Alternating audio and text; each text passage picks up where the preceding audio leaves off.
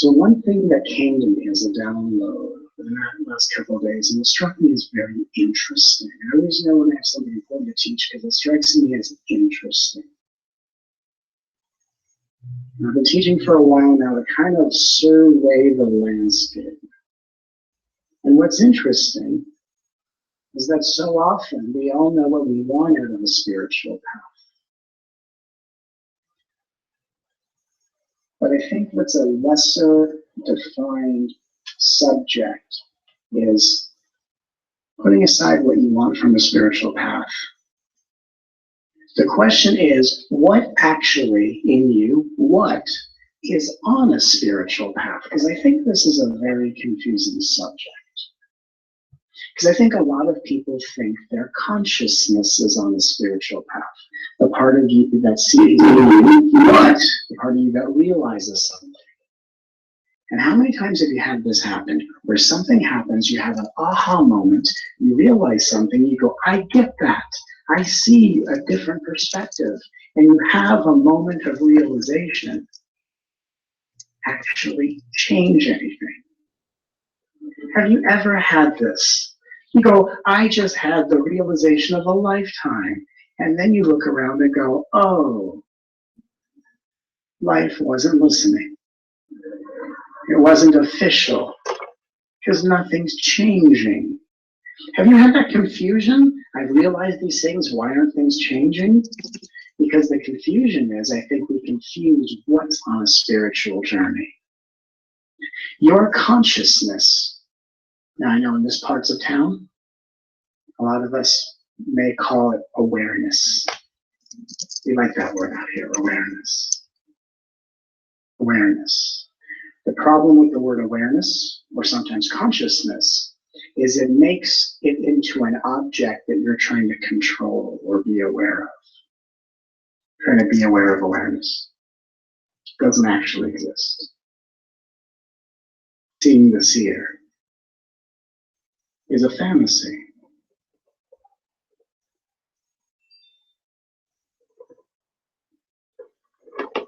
In fact, here's a funny joke. And the joke is, you share it with your most intense spiritual friends or teachers and see what happens.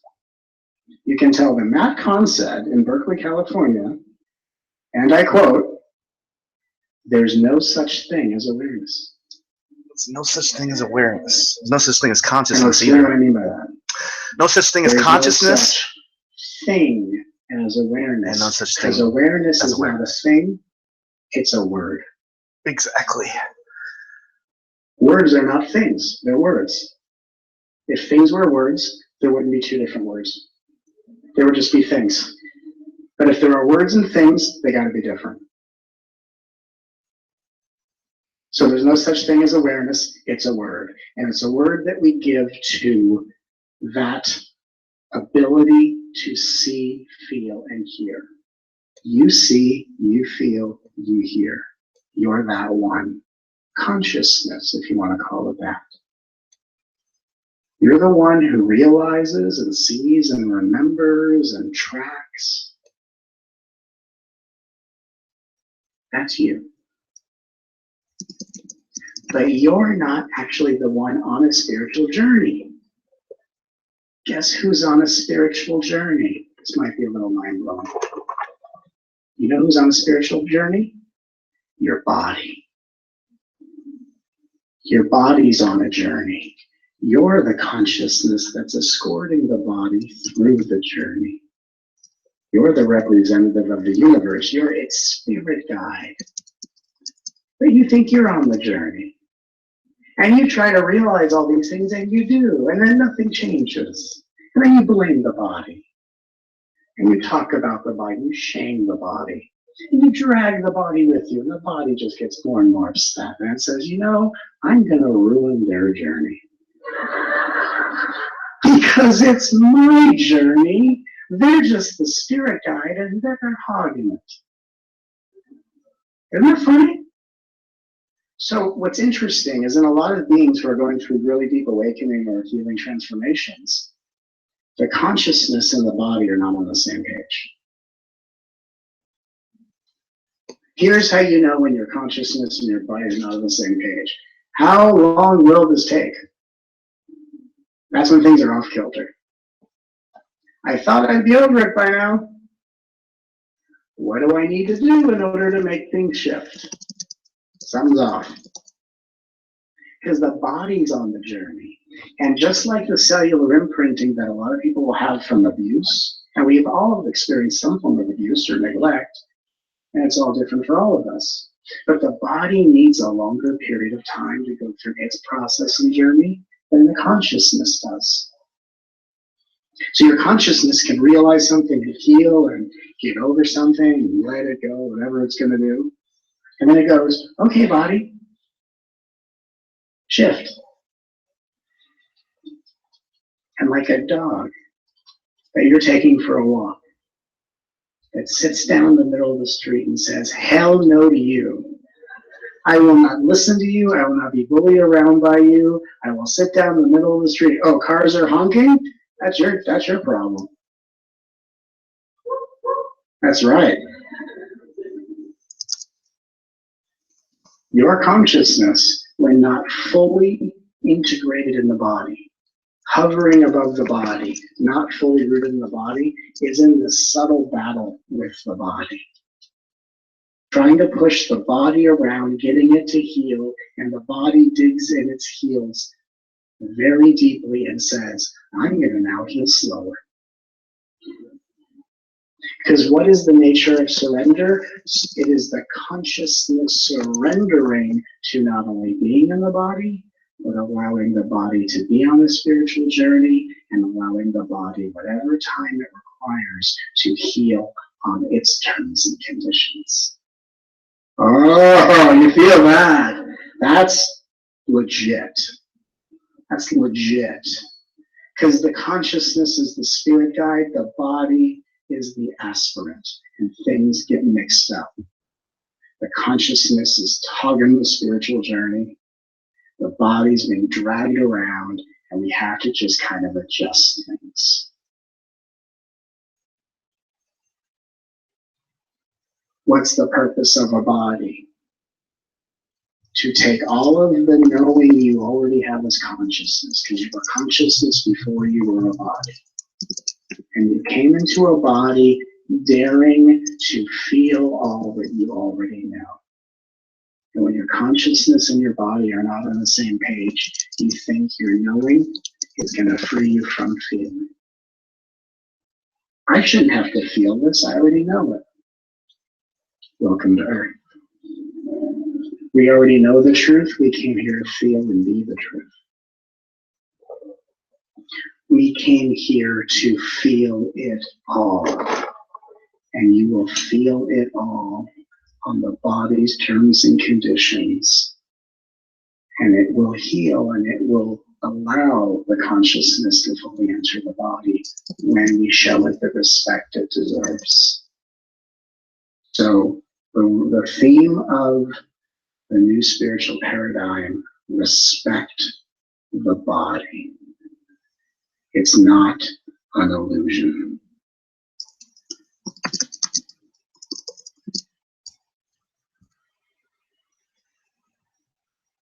It's only an illusion to those who are not happy in their body.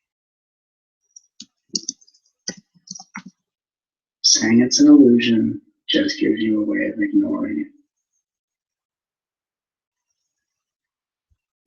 The body is real because it's a manifestation of your consciousness. So if you are real, it is real. And it says, respect me now. I'm on a journey, you're not. Your consciousness, you're pure, you're perfect, you're untainted, you're untouched. Move into the body and be that which is healing and transforming in the presence of your perfection. See, you are the light of perfection that heals the body. But you can't be that perfection when you're trying to boss the body around. Your consciousness heals the body when you allow the body to be as broken, hurt, and imperfect as it needs to be. Whether your adrenals are exhausted, Your heart is shut down. You keep replaying the same experiences from the past.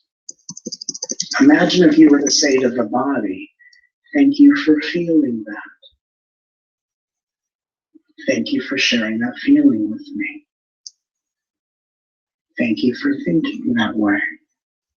I honor your process. Because here's the amazing thing. A lot of times in the spiritual path, we have a lot of things to complain about our own self, certainly a lot of things to complain about the world. Honor your body's process, you cannot honor the process of other people. If you do not honor the process of other people, they're going to trigger the crap out of you. You ever had that experience? You ever been triggered by someone? I don't know if you ever had that. I don't think that's come to Berkeley yet. You ever had that? Where people trigger you and get you upset and throw you off your center. You were in a high vibration, now you're not, you blame the person.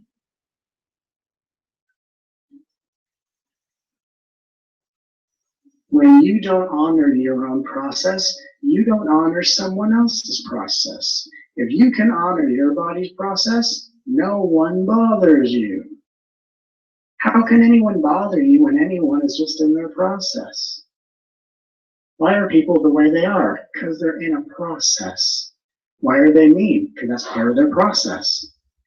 Oh, so it's part of their process to be mean to me? Yes, it is. Yes, it is. It's part of the process.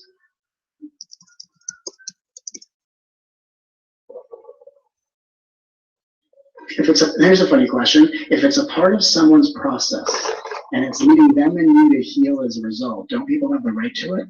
Here's a very weird question, and I'm not saying it to justify toxic behavior, but just on a relative level. Do people have the right to their process?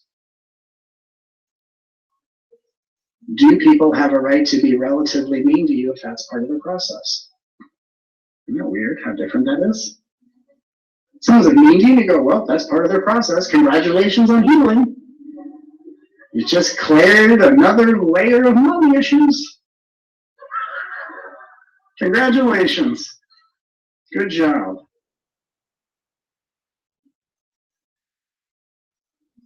I was hanging out with a couple of friends many years ago, and someone was not nice to a bunch of people, and then they were not nice to me, and I just laughed.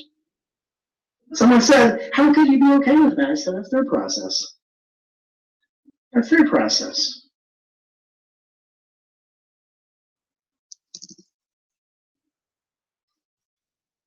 I'm not on a spiritual journey.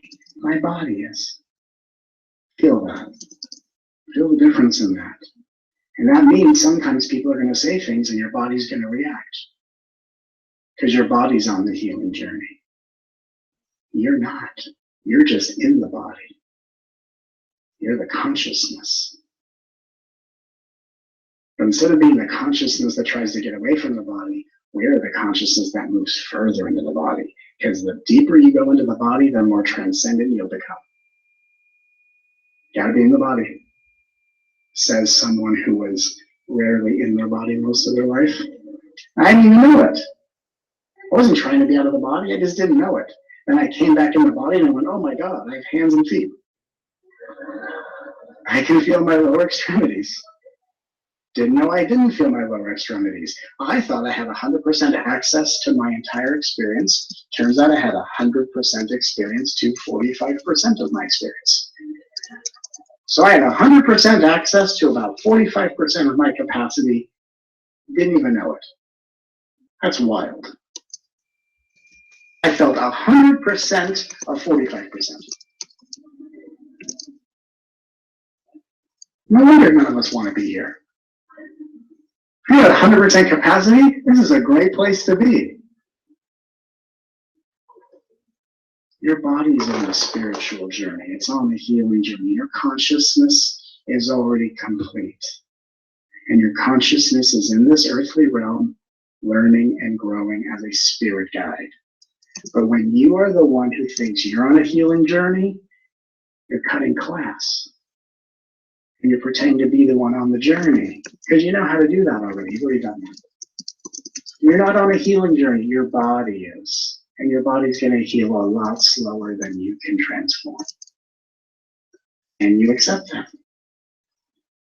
If you can, you're going to start feeling way better right now. Some of you are already feeling really better, going, oh my God, there's really something's happening right now. Because you're respecting the body. You have to respect the body. It doesn't matter what you know about consciousness. It only matters how you treat the form. That's why we check our math in relationships. Relationships between our mind and our body, between our hearts and another, ourselves and the world. Relationships is where you check your math, which is where we reserve our most ridiculous behavior. Because if you can't respect your process, you can't respect someone else's process. And you only learn to respect someone else's process to build up the equity to respect your process. So what does it really mean for us all to move deeper into respecting our own process? Because if you can create the space for your body to heal, your consciousness will be the power that heals it if you give your body the opportunity to catch up with your consciousness. You see, in a modern day spiritual journey, it's not actually about waking up. It's about catching up. It's about giving the space for your body to catch up with your already awakened consciousness. See, that's totally different. And the consciousness only keeps looping on waking up because it thinks if I can wake up better, my body's going to get into shape. And it's going to just click into place. The body clicks into place when consciousness respects it. Because what happens in the body, there's a very interesting subconscious conflict where when you wake up, your body feels like, oh, consciousness is awake. Body thinks, I don't matter anymore. Do you know why some people have really, really intense awakenings? Because if your consciousness awakes too dramatically, it triggers your body into thinking it's time to die. Your body actually thinks it's nearing the deathbed because your consciousness is awakening too fast. And your body thinks, every time consciousness awakens, I become the most irrelevant part of this journey. In reality, consciousness only awakens to be fully available to serving the body. See, isn't that different? That's way different. Consciousness awakens to say to the body, how may I serve you? That's the respect we're looking for. How may I serve you? And you only learn to say that to other people to practice the way you could treat your body. Respect the body. So what in this moment can we do to let the body catch up to the already awakened consciousness so the body doesn't have to maintain this conflict that says, every time consciousness wakes up, I become irrelevant. I become a story. I become an illusion. And then the body digs in its heels and says, how's this for an illusion? Well, let's make this very simple. What would it be like in this moment if we sat here? And in order for us to explore, we just need to focus on one thing. And that one thing is no matter what you think or believe or have been taught, what is it like in this moment where you, your body, or anything about you, what is it like when you are not the problem? Just sit here for one moment, and no matter what you think is wrong, let there be problems with the planet, political, whatever, let there be problems. What is it like if just you are not the problem? What if everything was the problem but you? Just feel that for a moment. Everything's a problem but me. Everything's a problem but me. What is it like when you're not to be blamed for anything? You enter a blame-free zone. And exactly, see that noise we just heard? was the sound of the body and consciousness coming together. Dirty foot there. Because what happens is the body wants time to heal, because the body is the housing of cellular memory, and it needs time to process all the things the consciousness has already survived. The consciousness oftentimes blames the body for taking a while to heal, and there's a fight going on. And when the consciousness surrenders the need to blame anything, the body now has the permission to be on this journey. The body has survived all of the things from your past. Doesn't it deserve the time it wants to process? If it wants a little time to catch up, doesn't it deserve that?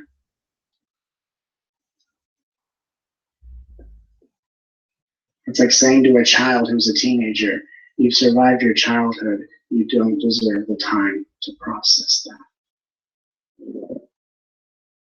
We would never do that to a child, but we do it to ourselves. Go. And we do because somewhere in our past, someone told us the most critical words that stuck inside of our consciousness. You know what it is? You can't do that. 3 of the most impressionable words. No, you can't. That shut us down. No, you can't. Get over it. Get over it. Just get over it.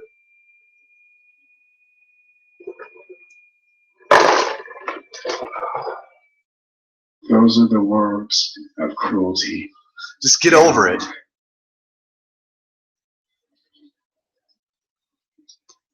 I'm here to tell you, don't get over it. Dwell on it. Don't call it obsession, call it commitment. Don't get over anything. Rehash, review, brood, hate. Oh yeah, hate. Plan. Plot. And I say all this, and do you feel all the healing that happens? Not that you're really going to do it. Don't do anything. Don't do what I just said. You get what I was doing. Because your body needs permission to have its experience. It's quite a ringtone. We all just advance to the next level.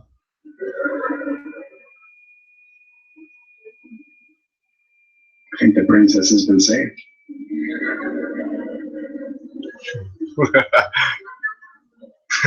And we all get to put our initials into the scoreboard.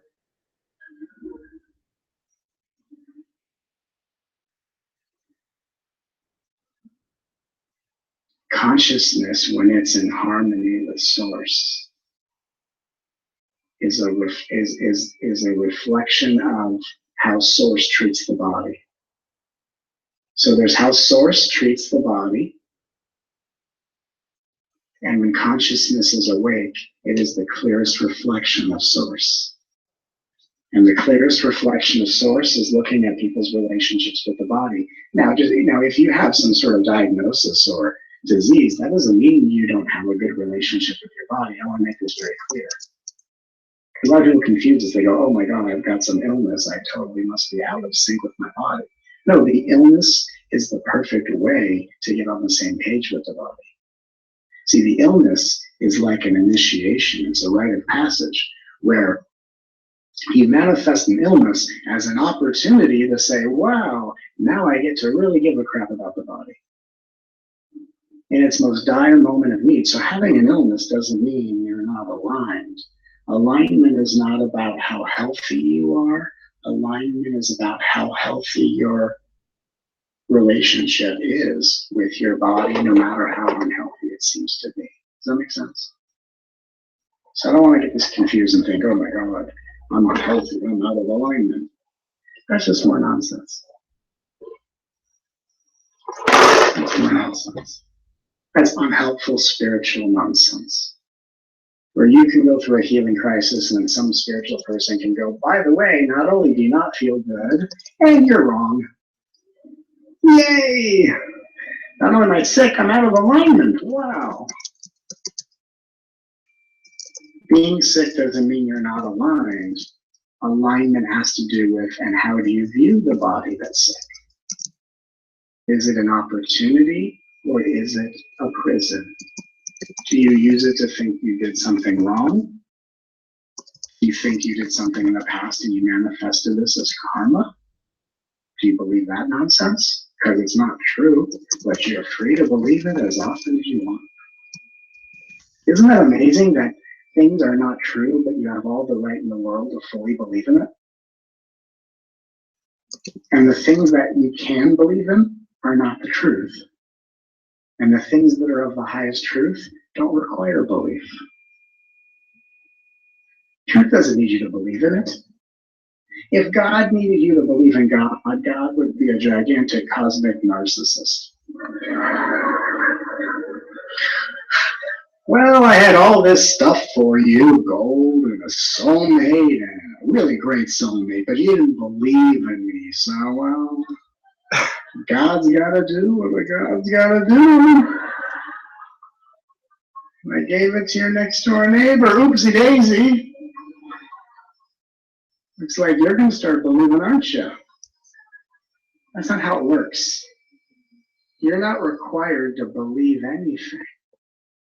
Belief doesn't have anything to do with anything. Belief is just a big fat hope.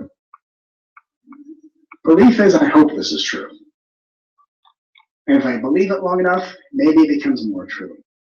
The truth is, whatever is true is already true, and it doesn't require anything of you.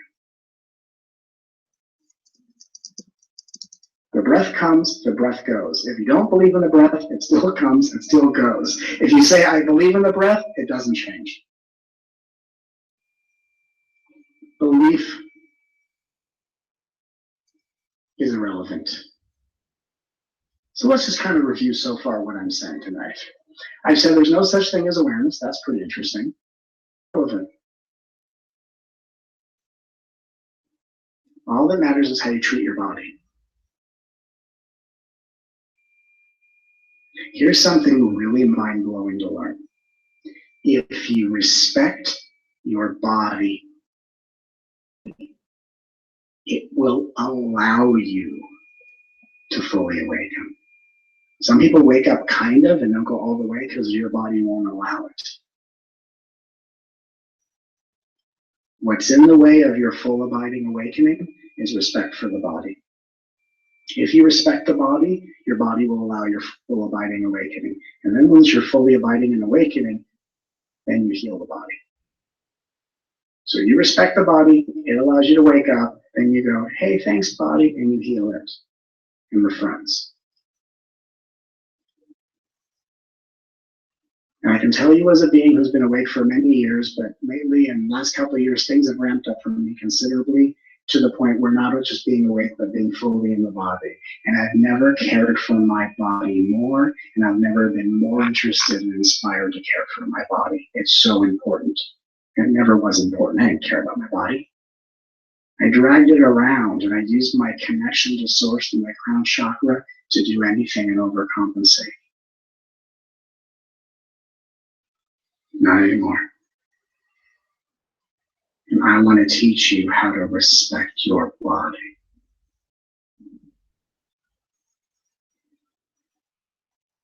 Because when you respect your body in a very deliberate fashion, no one will disrespect your body on any level.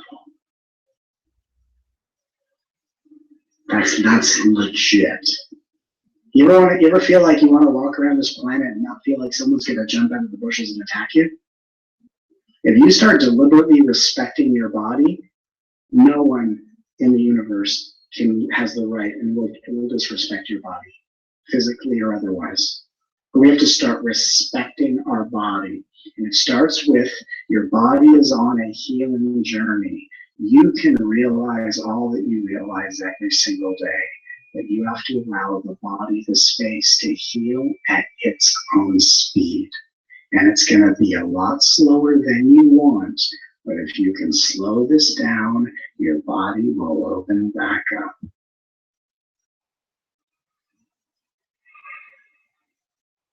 Because why is the body shut down? Because it's still digesting the pain of get over it. And every time consciousness starts to wake up, it reminds the body of get over it. So we have to return to the body. And we have to, like beautiful angels, say to the body, my beloved, how may I serve you? I'm so sorry. I didn't know this was your healing journey. I hugged all the spotlight. I thought it was mine. Nope, it's your body's. I mean, isn't the body what's born at birth? So if the body is what's born at birth and the body is what dies at death, what the hell's on a journey in between? Your body. Not you. You're just watching this. You're not on a healing journey. Your body is. I mean, that's a subtle distinction, but it starts to kind of open things up a little bit. Oh, my body. You don't get triggered emotionally. Your body does. It's your nervous system whipping energy out that people send your way. People project the barf onto you and you barf it right back. Okay, an emotional game of hot potato. Like children, you ever seen children? Like a child is mean and there's another child that's mean back and they both go their separate ways like nothing ever happened? They're done. They squashed it. They're done.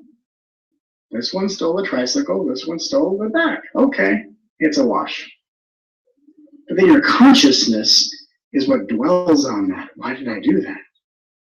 Why did they do that? Why did I manifest that? Oh boy, what's my vibration must be like? Oh no. And your consciousness is just in its fantasy, fantasizing about a journey it's not even on. Your body's on the journey. Your job is to hold space for the body.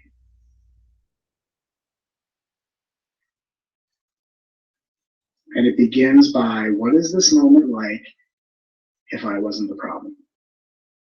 There's another way of going about it. What would this moment be like if you weren't missing out on anything? Because isn't that what kind of trips us up, the thought of, oh my God, I gotta heal fast, I'm missing something. You're not. The future is like a paused movie. And you'll get there and it will unpause like it's happening. Everything in the future is like just waiting, paused. And once you're ready, it unpauses and it makes you think, oh my God, it's always been here. Just special effects. Everything's waiting for you. Happening until you get there. And you can take as long or short of a journey to get there, depending on how at peace you are with your body. You don't have a disease, your body does. You don't have family imprinting, your body does. You're not conditioned, your body is. Here's a fun one. You don't have an ego, your body does. And you think it's your mortal enemy. You know what the ego really is at the end of the day? The aspect of consciousness that doesn't want to live out the body's journey. So really all it is, just an aspect of consciousness that wants to be anywhere else but however the body is.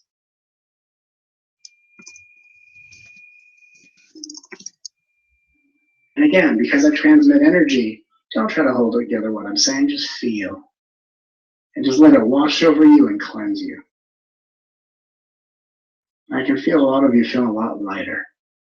Just blowing things out.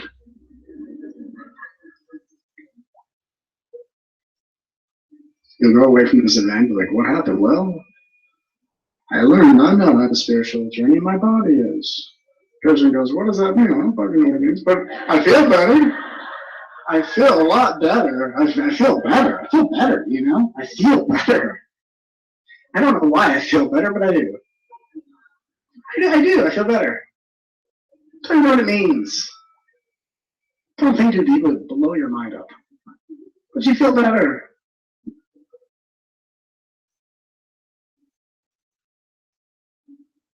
Here's a funny one. You're not the one who doesn't know what to do with your life. That's your body. It's all your body's journey. What am I going to do? With what? With what? With what? This is your body's journey. That's why when you know what to do, your body tells you what you resonate with. If your body's the one that resonates, that's probably the one on the journey. So here's the funny question. What are you going to do with your life? That's for your body to figure out. Isn't that wild? And when it figures it out, it will produce a feeling and it will point you in a direction and I'll say, I like that all of a sudden. And you'll go there. Your consciousness is not on a spiritual journey. Your body is. Isn't your body what tells you when it's time to eat? Like if you think about all the signals, how did we not know the body's the one on the journey? How do we miss this point? It's fascinating.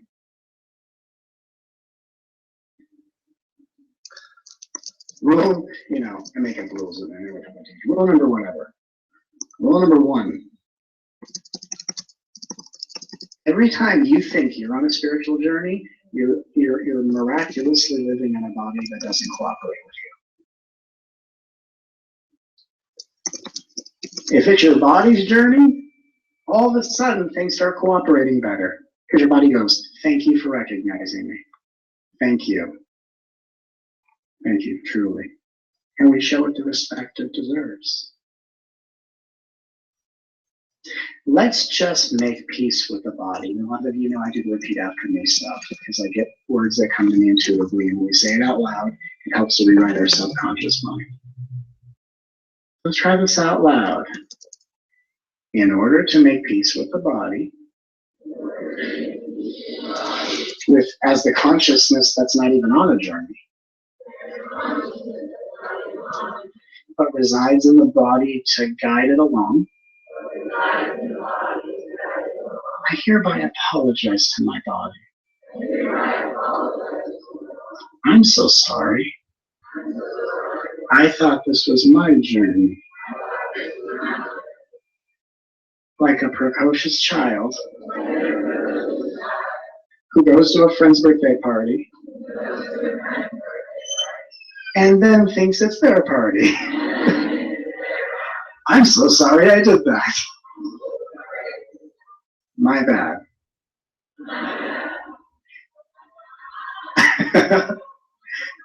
I realize this is your journey. And you're going to heal a lot slower than I want. And even though I'm under the impression, if I can just have a super duper awakening, everything will click into place. The truth is, a super duper awakening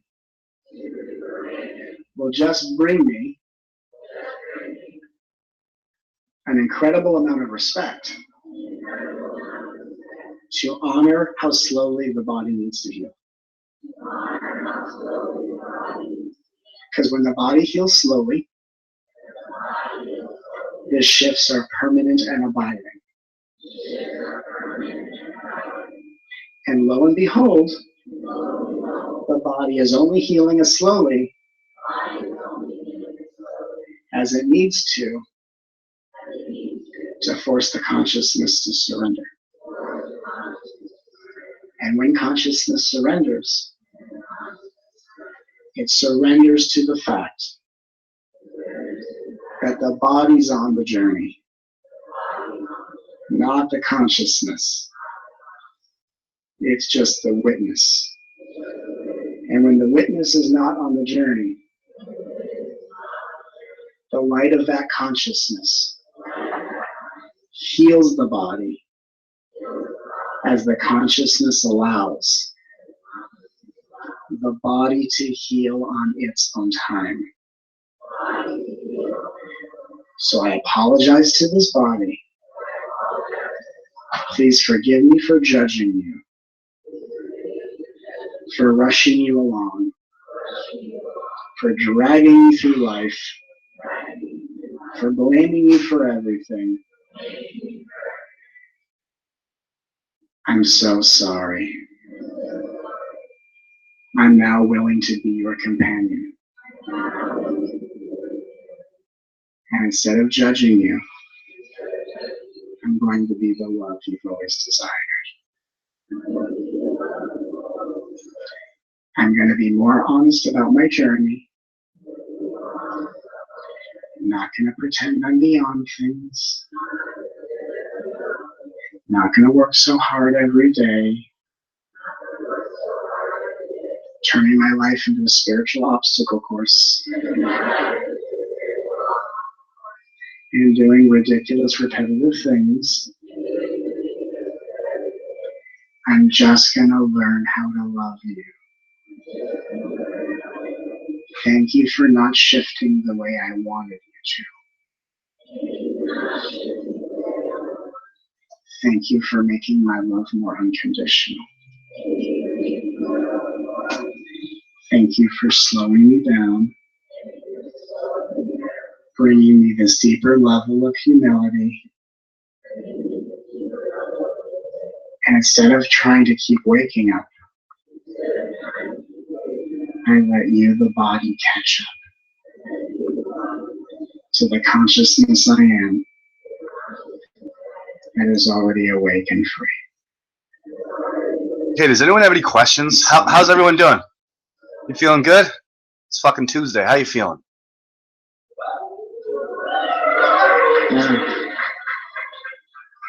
Feel the difference in that? It's big, it's big, it's core, it's big. Because on the spiritual journey, if we're not talking about body, we're not talking about truth. See, everyone talks about truth as beyond, beyond, beyond. That's masculine. Feminine, the return of the divine feminine, includes.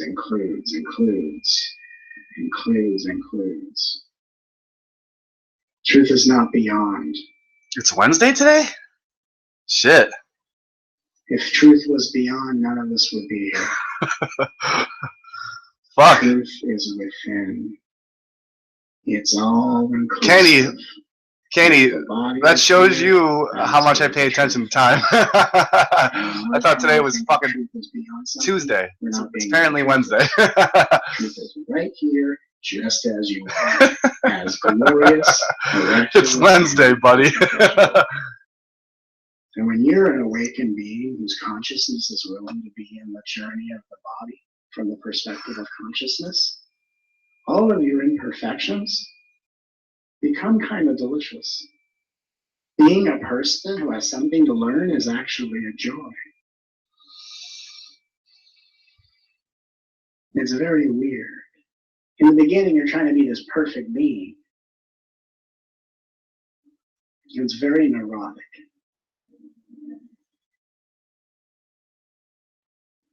Like if someone points something out to you, oh my God, why didn't I see that? Hey, everyone gets to contribute.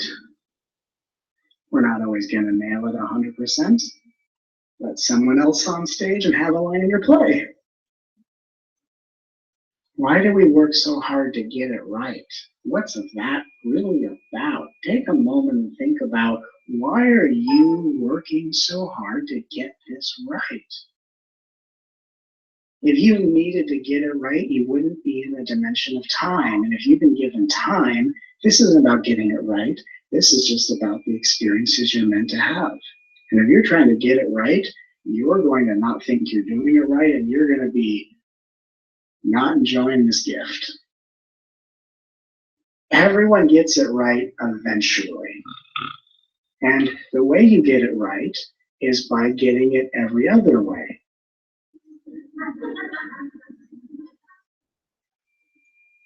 It's like you mess up and mess up and mess up until God gets bored and God goes, fine, just here's the perfect way. I've seen enough of this rerun.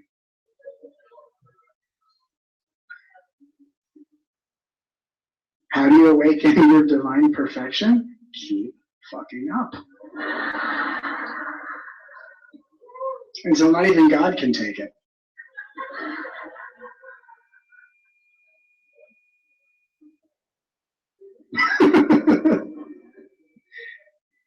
Wouldn't that be amazing? You and your mind, you think you made a mistake. Well, one step closer to perfection.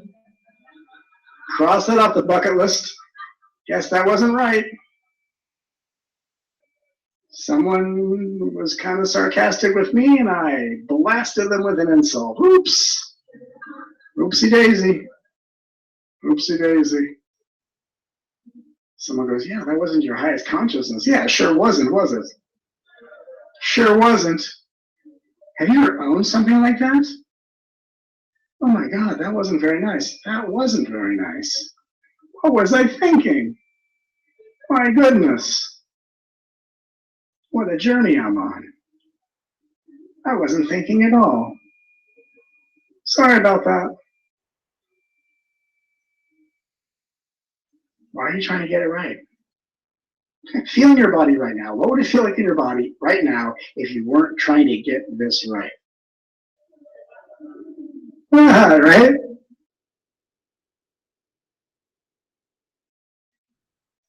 People ask me all the time, how come that I don't manifest people of like mind I resonate with? Because you're trying to get it right.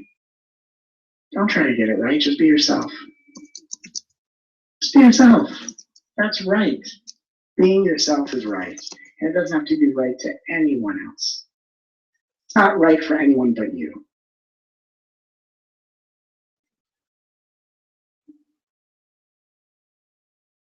Right? You go to a restaurant with someone, and you go, I'm going to order this. And they go, I don't like that. Well, good for you. It's like you're going to order something different. That's awesome. What if you didn't try to get this right? Because the body's not trying to get it right. The body's just on a journey. Are you allowing the body to be on a journey, or are you trying to get it right? I'm not saying don't put forth effort. I'm saying don't try to get it right. You'll get it right eventually. Like if you could get everything right like that, then what would you do with the rest of the time of your life?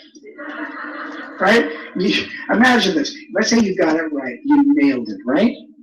Right? Like some sort of Olympic performance. Perfect spin. Right? Landed it perfectly. 10s across the board. Won the gold medal. You won the spiritual Olympics. Right? Right? You let it go perfectly. You surrendered like a boss, right? You just nailed the whole thing. Right? Thy will be done, namaste, love and light, just the whole thing. You got it. You just nailed it. Right? Perfect prayer position. Oh, the hug competition, heart to heart. You got that shit too, right? You got it all down. Got it all down. Right? You won the Sanskrit spelling bee, whatever else is going on in this spiritual Olympics. You completed the journey 100%. The angels are astonished. No one's ever done it like this. You won. You did it perfectly. Wow, right? And then life goes, and you have all these years left. Now what are you going to do? Now what are you going to do? Life sections it out for a reason. The storyline is way entertaining if you let the body have its process. Would you agree that watching a DVD on fast forward doesn't give you the same experience as watching it in real time? Like if you get to the part of the story of like, oh my God, Sandra Bullock, Keanu Reeves, they may not get together, but if I fast forward, they get together faster. That's not the same experience as just watching it for 90 minutes. So why trying to fast forward it? What would you do with your time if you could? Here's a funny question. If you could snap your fingers and heal yourself completely, what the hell would you do with your time?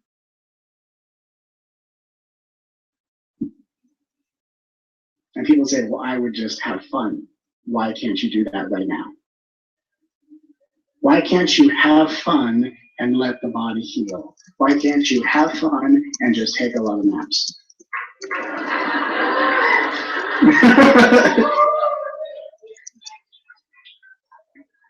Why can't you have fun, you take your naps, and from time to time, you're going to do your little kundalini shaky thing, like we all do it, you know? Be your own little Wi-Fi center, and just work it out.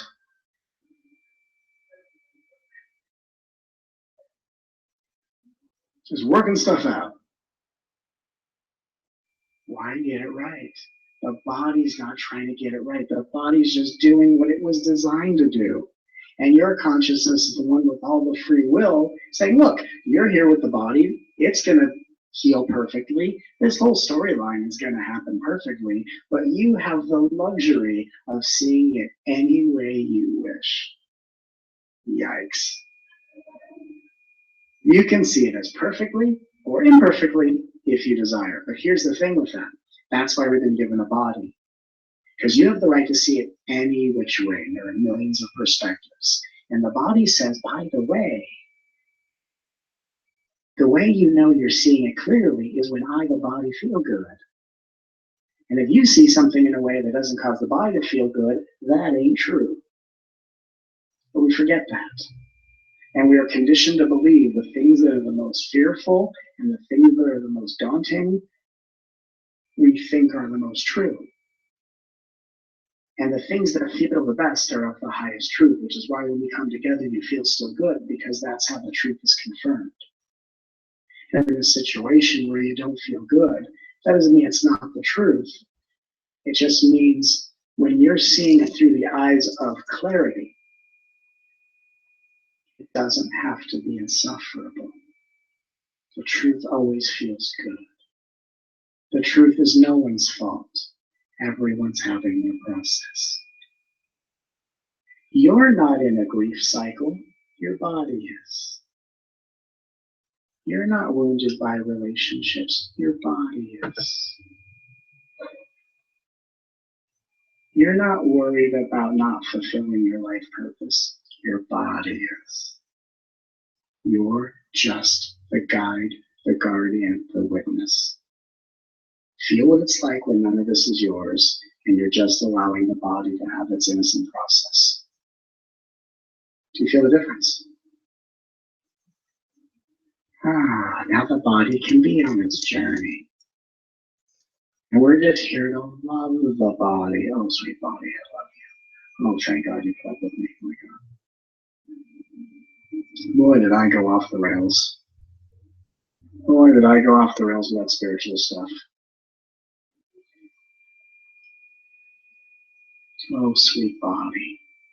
Because your body is a microcosmic container of all bodies. So the way in which you relate to your body starts to energetically entrain all bodies to treat themselves that way. So we are retraining all bodies of this planet to come together as one by the way in which you relate to yourself.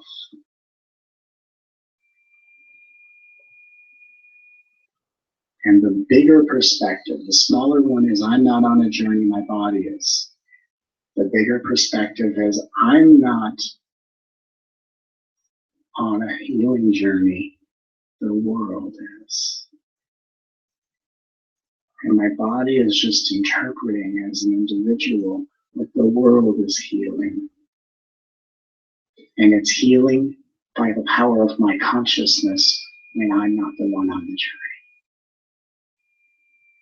Try this out loud. My body and the world heal miraculously by the light of my consciousness when I'm not the one on a journey. I'm just aware of the journey the body and the world are on.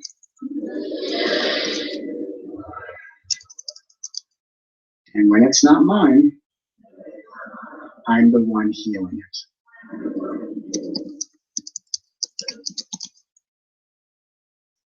Feel that. Take a moment, just feel the gifts that are being offered tonight.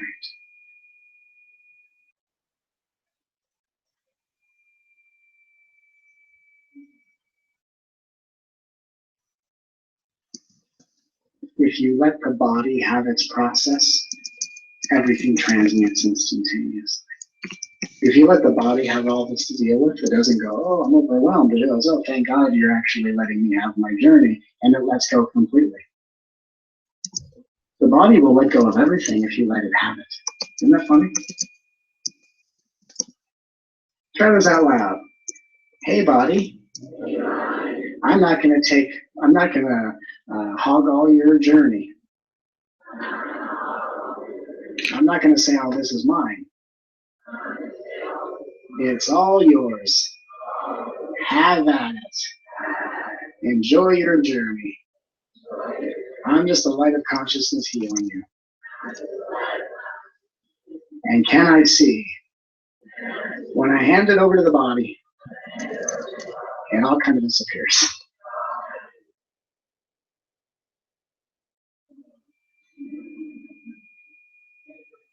Fascinating. I love magic tricks like this. Where did it go? I don't know, ask the body.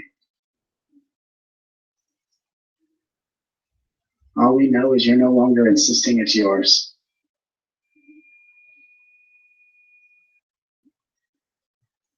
And you're no longer lost in the subconscious battle of, what do I do? Get over it. What do I do? Get over it. What do I do? Get over it. There's nothing to do, there's nothing to get over. This is the body's journey. And every day the body does as little or as much healing as it needs to do. And what you think should be happening faster is besides the point. It's like watching a movie and going, I think this should happen in the scene. Well, it's not. It's not. Hey, why isn't this happening? Because it's not. Because it's not happening. Because this is not the way it was written. I did it this way. Because they didn't. They sure didn't. They just didn't do that. Well, I think it should have been that way. Well, you should write a movie.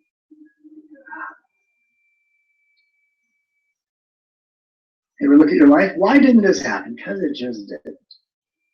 It's not the way it was meant to play out.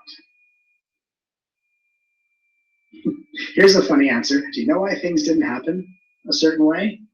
Because the journey you thought you were on and the journey your body knows it's on are two different things. Isn't that a fascinating realization?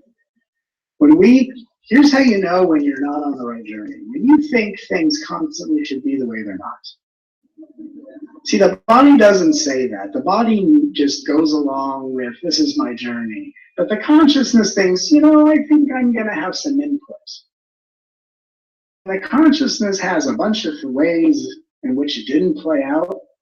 It's kind of a clue of like, I have all of these things I want. I don't know that I'm on the right journey. Because you're on the body's journey. You came here to learn how to be a spirit guide to your body. And here's the fascinating thing. In heaven, we were told, hey, would you like to learn how to be a spirit guide, an angel? Oh my God, that's so cool. Yeah. It's probably like in one of the, heavenly nightclubs where the music's so loud you can't really hear what the person's saying. It's like, hey, let me just tell you a little bit about what's going to happen. And like, in the background, just, and they're like, and you're like, hey, whatever, I'm going to be an angel, I'm going to be a spirit guide, yeah! Go down to earth and be a spirit guide. And what you're not told, because you're like, you're going to guide the life and times of an awakened being. Oh my God. Right? How cool is that? We're going to be spirit guides. Not told is that you're the spirit guide to the body you're inhabiting. Oh, fine print. Fine print. Read the fine print.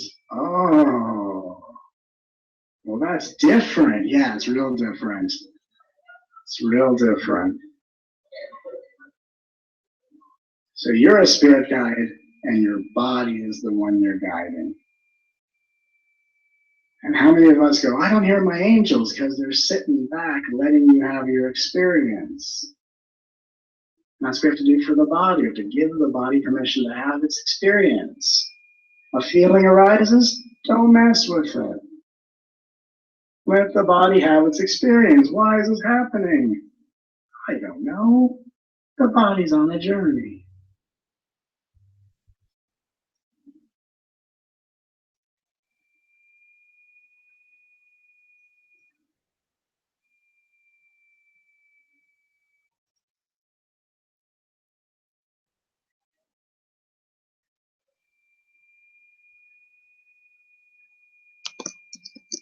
When your body's on a journey and you're the consciousness that is already whole and perfect, everything gets turned right side up. Answer the age-old question, self-inquiry. Who am I? Two answers.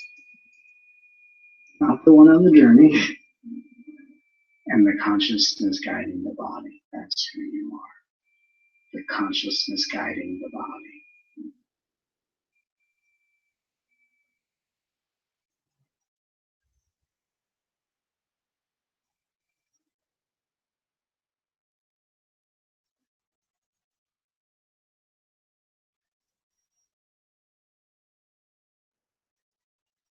Aren't you tired of being a spirit guide who just doesn't like the client you have?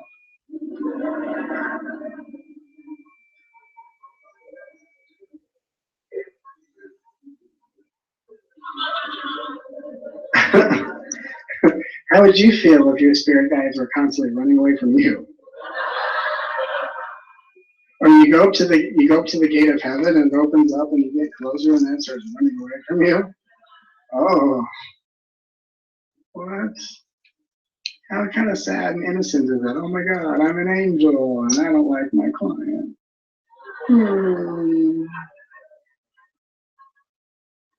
They're not high vibrational enough. And if they were high vibrational, they wouldn't need you. So it's like being a school teacher going, God, these kids are so immature. They're kids. They're kids. What do you want? What do you want?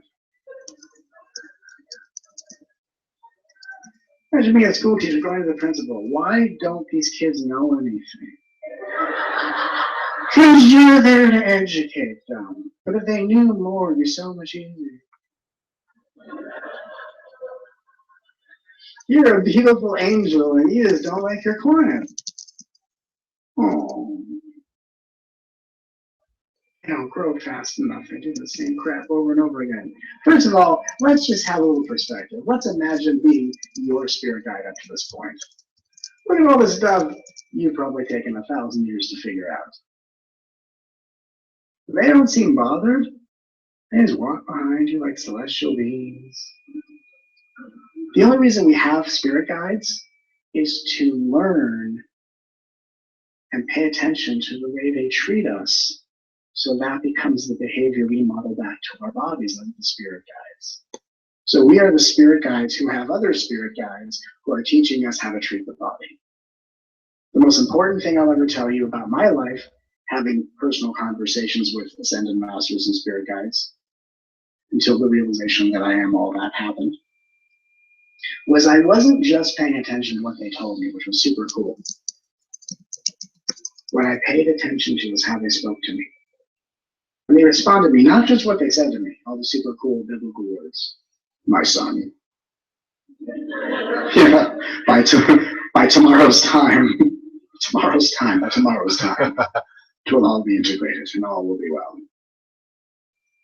I paid attention to how do they talk to me. They're never mean. They're never nasty. I've never asked a question of a spirit guide and never had a being saying, my son. That is the dumbest thing I have ever heard. And I'm eternal, which means I've heard a lot of dumb things.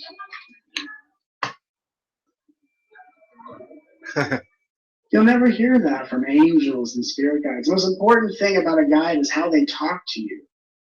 Because a guide is not just there to be this know-it-all 8-ball to give you answers. A guide's job is to be a companion and guardian, which means I will be with you every step of the way, no matter how long and drawn out this is going to be. That's our job in guiding the body. You're not trying to rush the body through its process. You're here to be with it as the body does what the body does. You're the awake consciousness. Oh, wow, the body's attracted to another person that's clearly not good for them. Oh, God, we're going over there? Okay, we're doing this again. Okay. Okay. Okay, we're doing that. Oh, we're doing that. Oh, okay.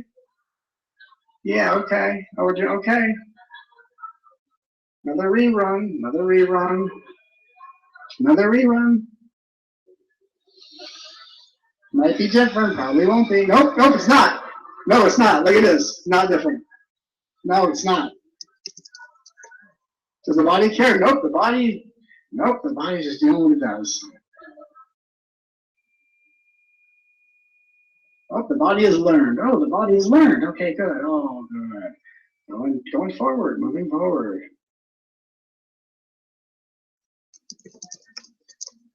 You see? It's hilarious. The body didn't say, I won't do that again. Okay. You probably will. Most people that say they won't do it are literally about to do it.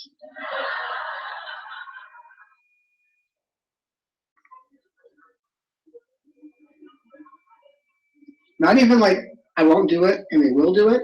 I won't do it is like seconds away from doing it.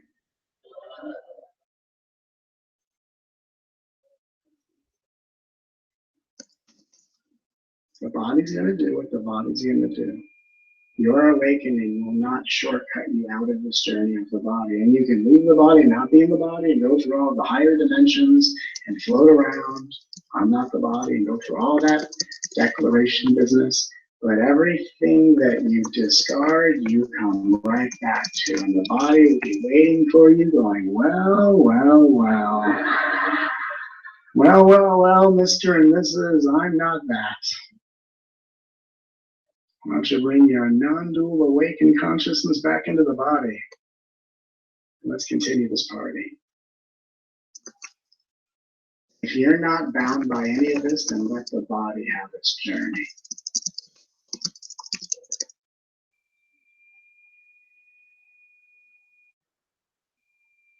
And when you allow that, then the beauty and the perfection of your intelligence, your consciousness starts to inform the body. And then your body becomes a clear vessel for your consciousness to express. And then in the physical body, you can manifest from the inside out the tangibility of your perfect awakening of awakened consciousness. And that's when you enter this world with the power to transform lives just by sitting before them. And the world literally starts waking up just within the presence of your own radiant light. And when you don't have a problem with your body's process, you have no problem with another body's process, and it's a hands-off policy because now life recognizes a master in physical form. Because the definition of a master is the one who comes back to the body. That's what the resurrection is all about. That's why in the story of the crucifixion, Jesus is on the cross, flesh. Then when he came back as a light body, he came back as the same image, but in a different dimensional form. So it's the light body that comes back into the consciousness of the physical body, where you have returned unlike how you've ever been. And the body, instead of being this disciple you're guiding, becomes the awakening expression of your own mastery. When you give your body its process, the body surrenders to you. It becomes a container, you fully enter it, and your light can shine through the pores of every cell, and the light of your consciousness enters this planet and starts to transform this world from the inside out. And that's what brings us all together every time we're having these kinds of experiences and these types of events, is I'm radiating a consciousness that has entered this planet to literally transform you into your mastery, to bring your mastery to the surface so your body has permission to have its own journey. So in turn, your body respectfully lets you enter the physical vessel and bring your light to this planet for the well-being of all.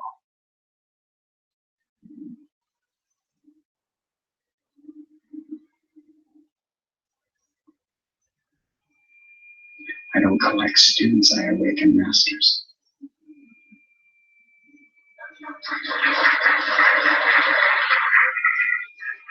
Thank you. I like that one too. Just feel for a moment. Just take a moment to feel.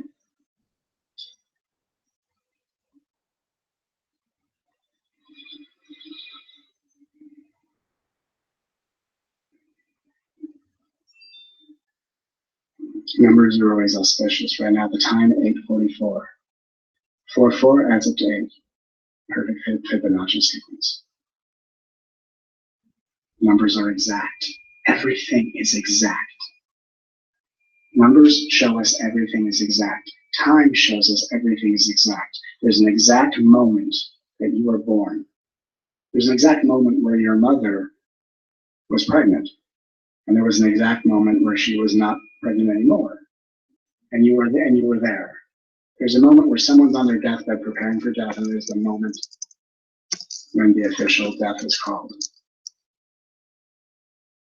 Everything happens in exact moments. So if birth and death happen in exact moments, what makes you think that all the moments in between aren't already exactly planned? And then we think, well, what's my free will? See, and the consciousness is starting to get onto the fact, oh my God, this isn't my journey, this is the body's.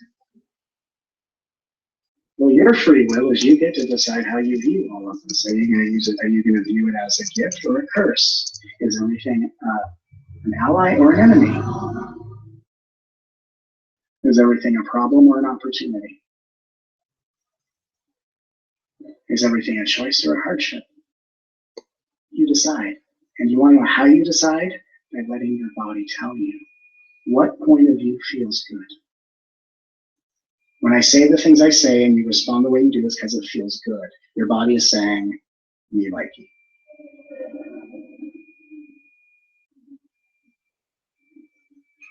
So you, the spirit guide in the body, see things from a variety of viewpoints. You wait for your body to go, I like that. And you go, oh, I'm serving the body. I'll just do what it wants to do. Do you see how surrendered that is? Try this out loud. I no longer see things because of what I think is true. I see things in a way that feels good to the body, because whatever feels good to the body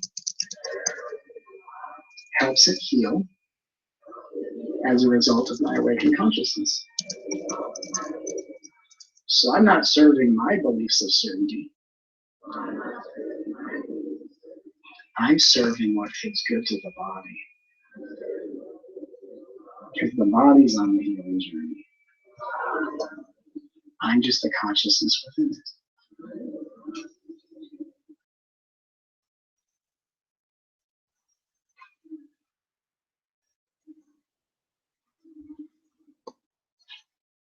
Let's feel that for a moment.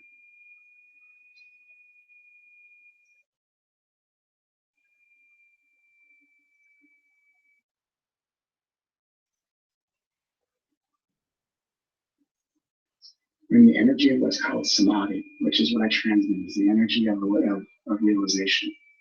When it starts to really enter the space really in a very deliberate manner, it's almost like you can see the room gets kind of foggy and smoky. And you can literally feel the energy of awakened consciousness. And there's a room right now of hundreds of people that are all, I can actually, as an empath, I can feel it clicked a couple seconds ago. And you can feel the entire room is in awake awareness. Because what I've done on your behalf, what I've been called to do, is return you to the naturally awake consciousness of you as the spirit guide. And when you are playing your will properly, the body instantly relaxes and goes, ah. And why does the body go, ah? Because now it finally has its cosmic companion again. Ah, the body says, I have my spirit guide. Ah, I feel safe, whole, and complete. You're now feeling the experience of cosmic reconciliation. Ah. You feel it. It's not, it's just obvious. You can all feel that. It's also the energy, it's also the vibration of heaven, so it feels like in heaven. I went to heaven when I was 8 years old. I left my body, and this is what it feels like. Everywhere. I mean, it's bright, lots of colors, it's awesome. Nightclubs, whatever. Those are way in the background. It's not the upfront part of heaven.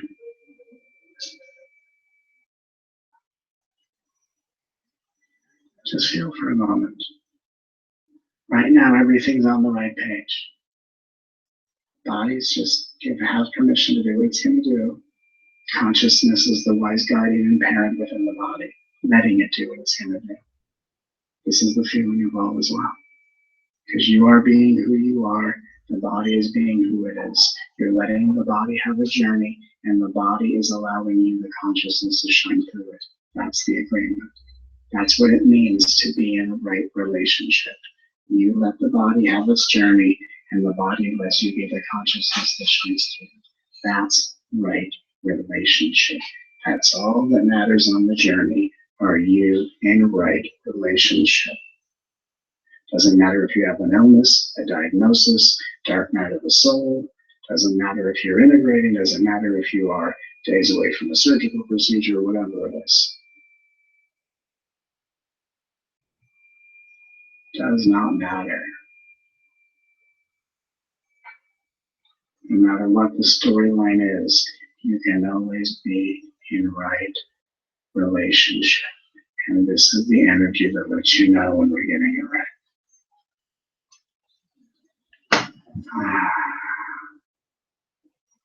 And it's an energy that once it's awakened like this, really doesn't go away. It doesn't go away in me, so why would it go away in you? This is how I live, and I've lived like this for 15 years. And I've had experiences, I've been in. Uh-oh. That's the agreement. We have a stoppage in the programming. Now, what's going on here? Go back.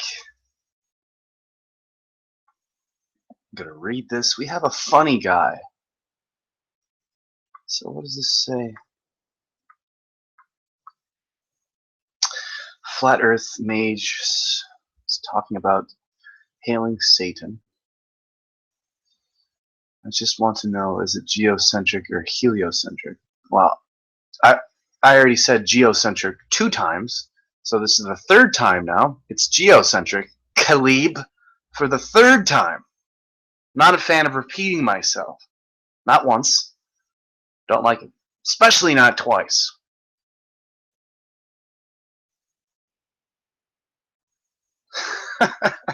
This fucking amateur hour. The sun revolves around Earth. Yes. Yes, it does.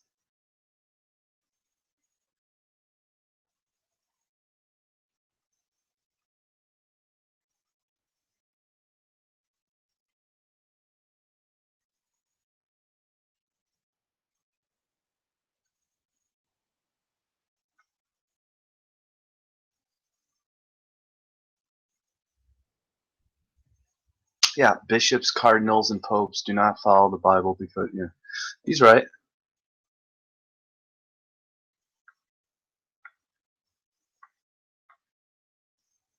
Daily dose of BS. Love it. James Bong.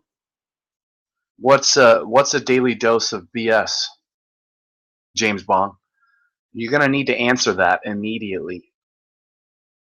What's a daily dose of BS? Love it, you said. What are you talking about? What do you mean?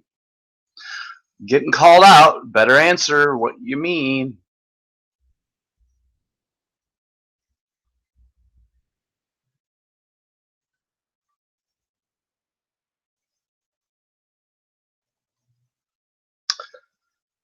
Okay, let's see here.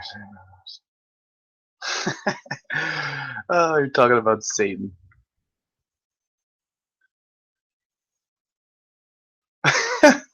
All right, I mean, cool. You have Jesus. That's cool.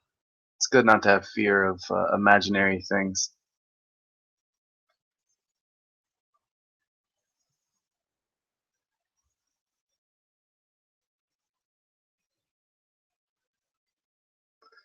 Oh boy, people are getting really. So, James,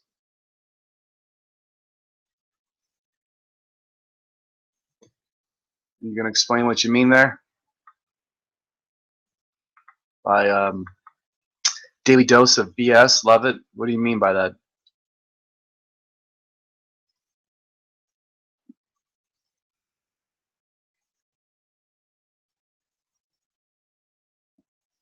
Reading into the Bible is BS. I wouldn't say reading into the Bible is BS. There's a lot. You can collect Bibles from all over the world. You know, which Bible?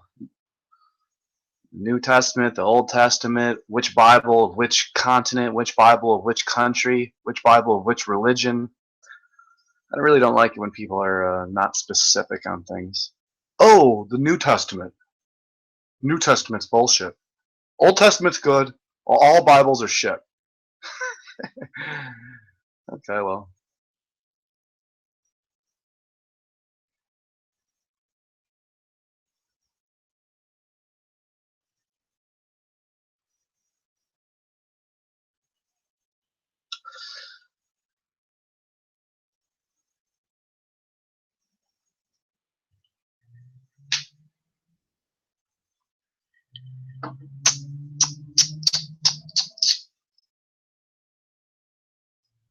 Right relationship.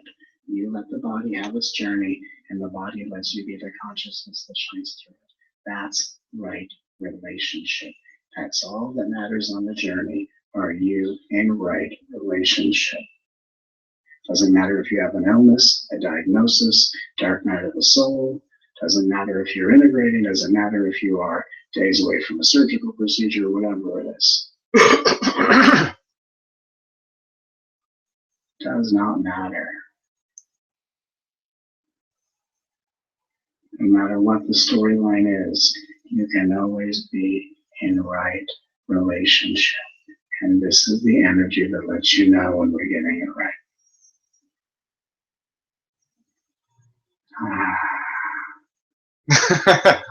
And it's an energy that once it's awakened like this, really doesn't go away. It doesn't go away in me, so why would it go away in you? This is how I live, and I've lived like this for 15 years. And I've had experiences. I've had experiences where I haven't felt emotions for 10 years, and then I felt emotions. Doesn't make the nightly news in my consciousness. Not like this, just in that con had a feeling. Oh my God. Oh my God, why did I have the feeling? Oh my God, don't you know who I am? Don't know about. Whether I have a feeling or not doesn't even matter. It's the body's experience, and I love it. It's wonderful. I don't have a lot of emotional experience, although nowadays I'm just feeling really good. So it's just, but if the body has an emotion, I'm like, oh my God, long lost friend, how you doing? Good to see you. Good to see you. Enlightenment, it's not enlightenment. You come back to the body. Here's what's interesting. You expand out of the body. I'm not the person. I'm not the personality. I'm not the ego. You have all these realizations. They're real realizations, but that's not the end all be all. It's a stage. It's a stage. I'm not this. I'm not that. I'm not this. That's a stage. Stage. Then you walk around not being that. And all you do is you walk around having the same experiences saying what you're not. Oh, a thought. I'm not that. Right? You're living in negation town. And then whatever you negate, you come back to. So you come back to body, back to personality. And I'm just telling you this because I've experienced it. And I've taken my own journey just as my own journey, and I've seen these things. I go, oh, this is what people fight. They think they're going back into ego. They're actually coming back into the body to complete the resurrection. To let the body have the journey, let the body give the consciousness permission to shine through so you can transform the world as a reflection of your awakened consciousness. Oh, one is awake. Now let's awake the one and all. It's not enlightenment until you come back. And when you come back to all the experiences, but you have all of the experiences from a way different perspective. Give you a perfect example. When my dad passed away, when I'm there for most of my family members, for my mom, my dad, and my grandmother, and I'm literally energetically someone that helps people. In my family, I'm kind of known as the angel of death. Like if someone's kind of sick and I come into town unannounced, oh shit. Someone's gonna die. Because I'm the one that helps people out of their bodies. And I'm very relaxed in doing it. When the families are all intense, I get relaxed. My father passed away. I'm not an unemotional person, didn't even flinch. And I love my father. It was not a lack of anything. Mother passed away, felt relief because it was time for her to go to heaven. Not from a lack of love. And then I come back into the body and I'm fully integrated. And about a couple weeks ago, at night, and a lot of times at night in my home, I just sit. I sit with the night. You ever like stay up late at night and just that still quiet? I just sit with the night. I look at the water and I just listen to the breeze. I just sit with the night like a companion. And I found myself missing my dad, and I'd never had that experience in my life.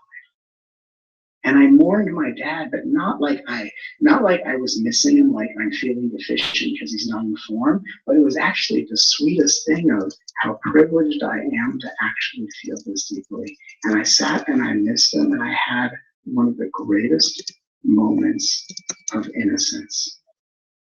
I didn't miss him because he's not here. I missed him as a way of saying, wow, my mastery has gone so deep. I'm allowing the body to actually have its experience. And it was the sweetest thing I've ever experienced. When awake, and this is going to sound very strange, not that we look for it, but even being devastated can be sweet. Because you're able to, in a very strange way, honor how courageous it is to allow yourself to be hurt that deeply. And if you allow yourself to be hurt on the deepest level, it will liberate you. What causes suffering is the hurt that's trying to liberate you isn't permitted to go all the way. And we trap it. So when you're awake, feeling is outrageous fortune. Even to be confused is kind of a wonderful experience. Like, oh my God, I have no idea what to do right now. And it's just a joy. I have no idea what to do right now. So I'm going to sit and just not know. And if you go along with it enough, you won't be confused that long. Because once you're clear how confused you are, now you're clear. Now you're not confused anymore. You can't be clearly confused. So when you're an awake being, you come back to all of your emotions to experience it all as Source always does. That's completing the journey.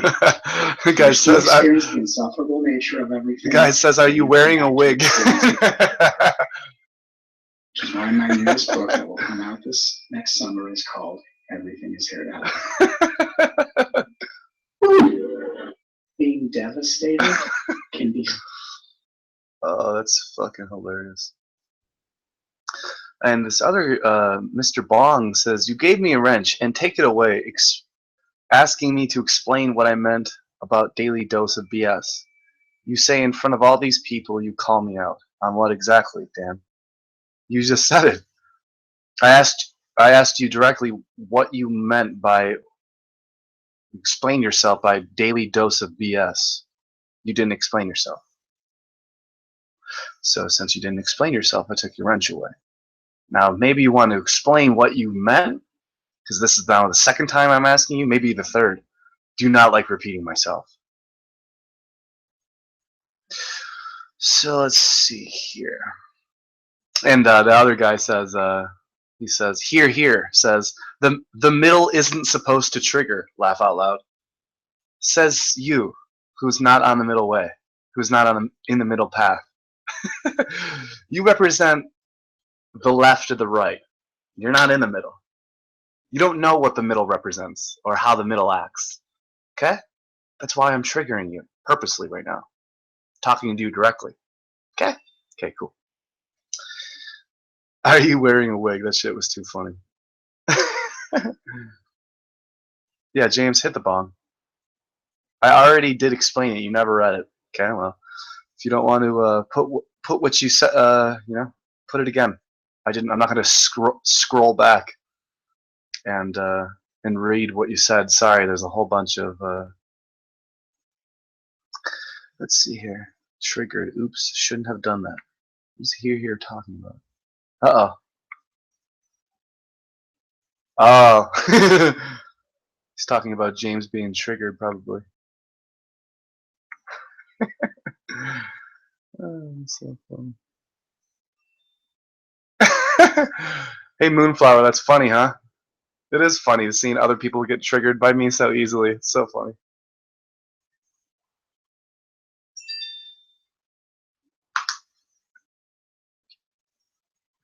People and their daily dose of Bible BS. Oh, okay.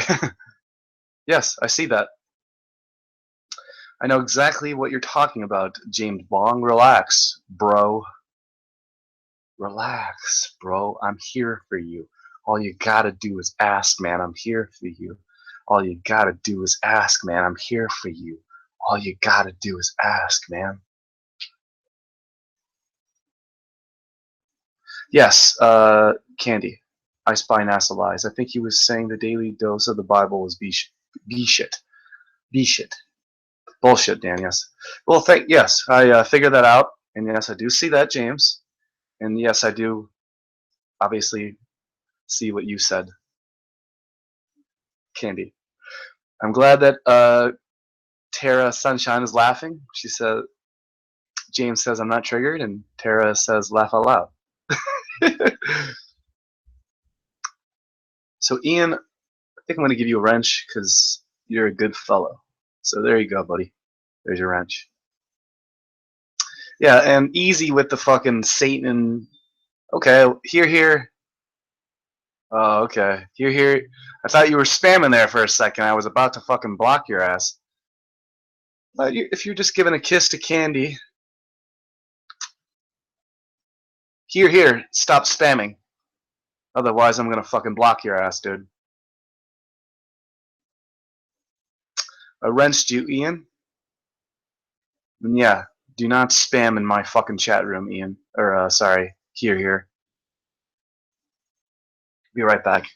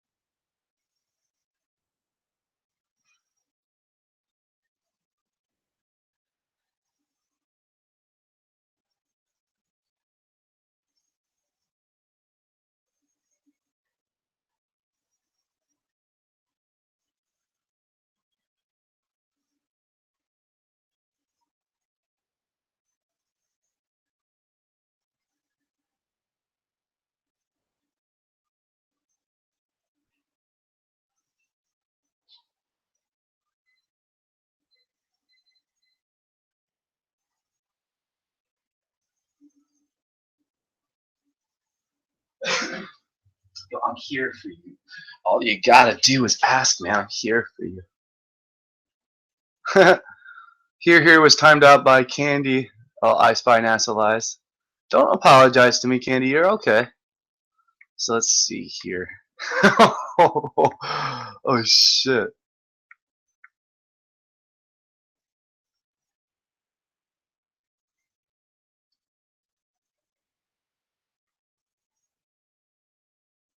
Don't say that to VP. Apparently this dude doesn't know us very well yet. Laugh out loud.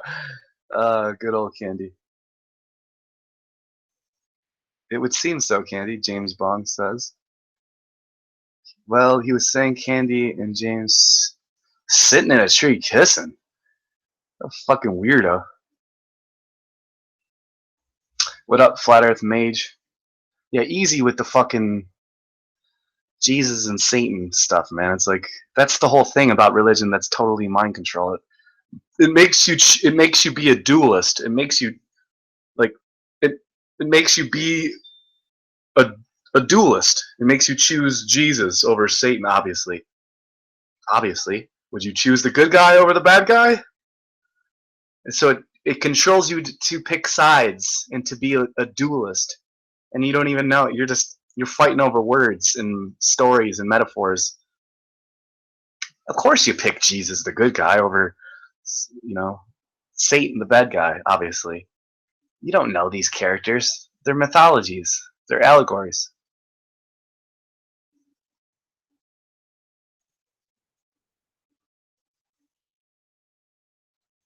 Jesus Christ.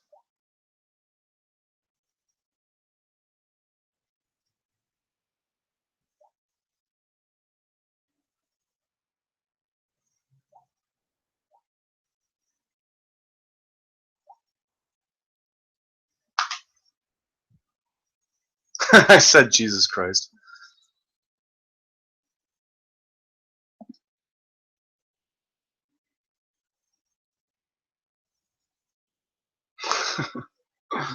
People go crazy over fucking religion.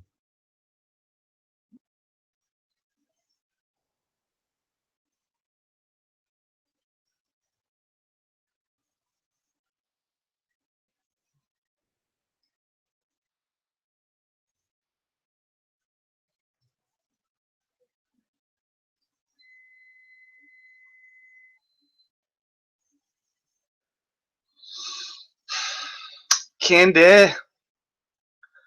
Oh, Candy.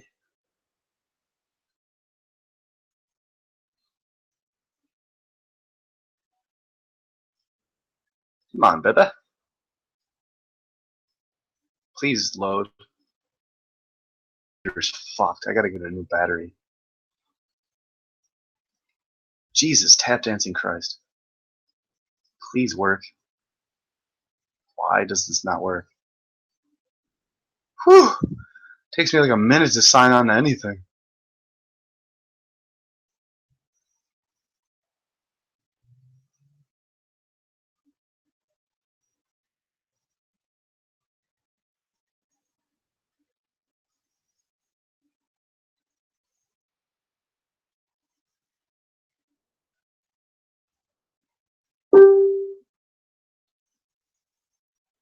Hmm. Okay.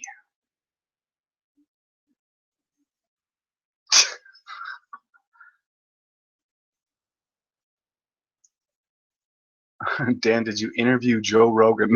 No, I did not interview Joe Rogan. Oof. The religion of government is called statism. Everything is a religion, really, if you really look into it.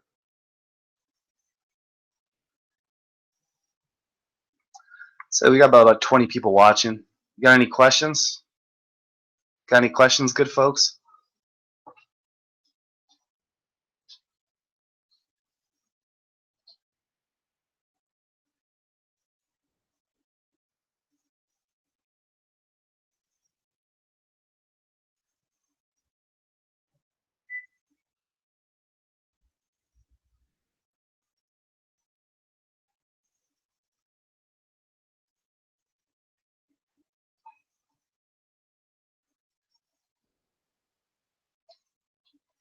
I'm pretty sure I'm gonna take a bong rip. Pretty sure I'm gonna take a. What? I tried reporting you. wait, wait, what? What do you mean you tried reporting you? Who? You tried reporting who? This guy here says I tried reporting you. Who are you talking about, you fucking loser? Ban that fucking loser. Get the fuck out of here, fag. Ban that. You're so. People are so weird. Like, seriously, fucking weirdos. Like, I mean, for Christ's sake, what kind of weirdo are you? Fucking weirdo. I tried reporting you. Fuck me in the dick ass. I only report myself.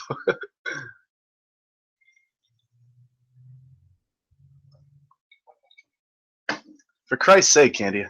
I'm sorry to use the Lord's name in vain like that, but Jeebus. Jeebus. It's funny.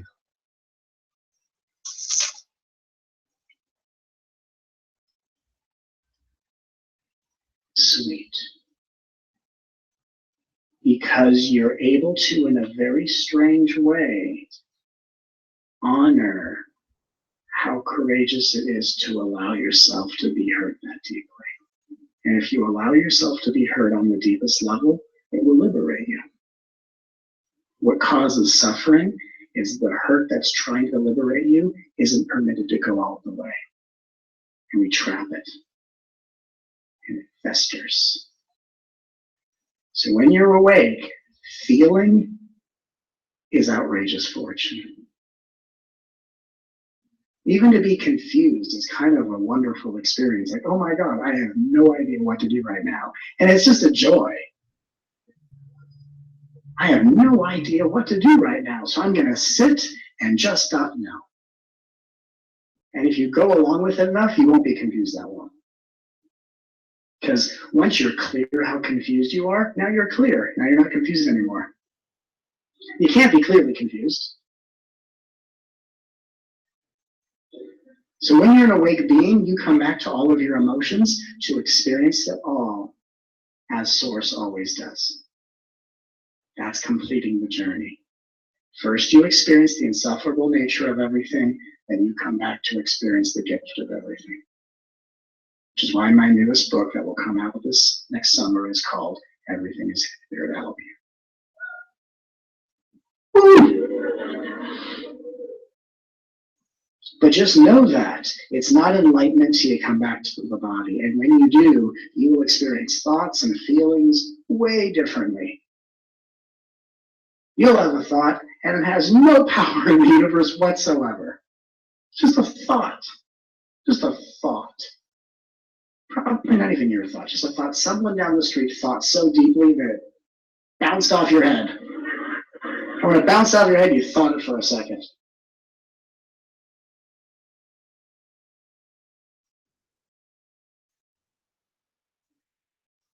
It's not enlightenment until you return to the body. And even when you're an enlightened being, bless you, thoughts don't stick. They don't come that often. But it's a joy when it does. It's a gift. You're awake, all your thoughts are useful thoughts. They're not neurotic thoughts.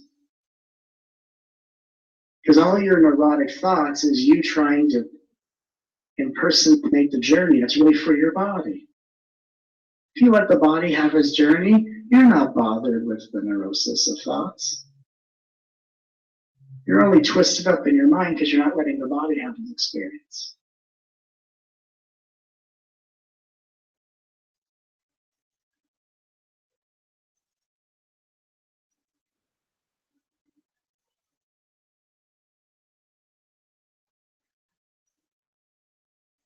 I can only tell you from personal experience that you, as an awake being,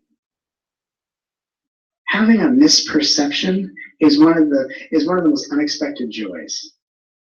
Like you're in a relationship And with my beloved and I, and just being honest, we've never had a single argument. She and I both communicate very well. We discuss.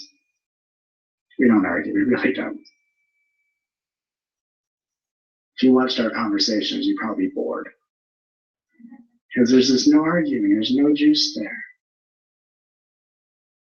And it's normal just in the play of life where you see it one way and your partner goes, oh, well, I saw it this way. And you go, oh my God, why didn't I think of that? Do you know how amazing it is to be a consciousness that's so awake and liberated, comes back into the body and gets to be a character who sees it one way, and then your beloved says, what about this? And you go, oh my God, honey, that's beautiful. You're so amazing. Do you know how amazing it is to be able to make a mistake and humbly say, I did that. This guy did it right here. This guy. For pointing that out, I'm a better man because of it. I love you. Do you know how amazing that is? That's when you live. When you're willing to own your experiences. Yeah. That's the joy. It's not about trying to be perfect. And it's not trying to think you always know the way it is. It's about the collaborative nature of oneness that is expressing its perfection in the we consciousness, whether I'm speaking about my beloved and I, or how we as a spiritual community operate, or how we as a world get together, or how communities come together. It's about how we collaborate, and we can't collaborate to respect each other's processes until we honor our own. Process is to let the body be on its own journey. You're the consciousness guiding and loving it alone, and it's your light and consciousness that's healing the body, and in turn the body will say thank you, and it will give you the full permission to radiate your frequency through the form and into the world, so the world can awaken in your presence. And energetically, that's what you're feeling right now. That realignment, that reorientation of consciousness at peace with body. The end of inner conflict.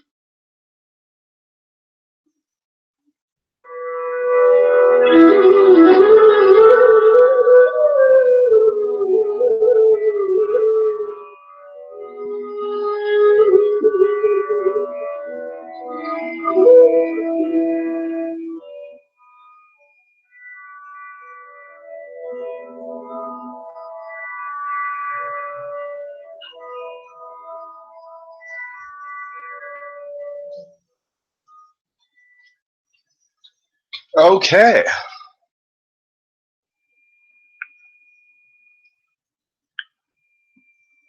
So you come back. And when you come back.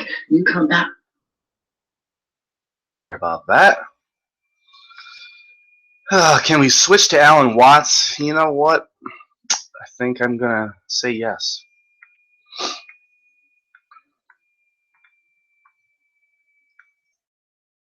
Welcome back.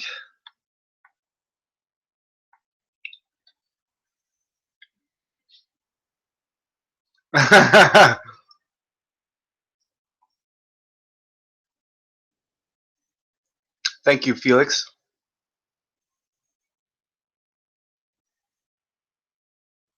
Thank you, Mrs. Tesla's Apple. Excuse me.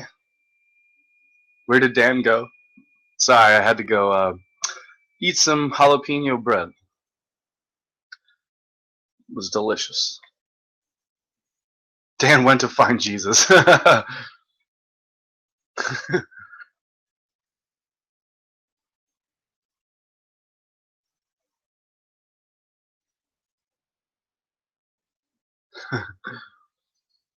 Oh, wow. Got a lot of thumbs down over the past half hour here. I wonder why.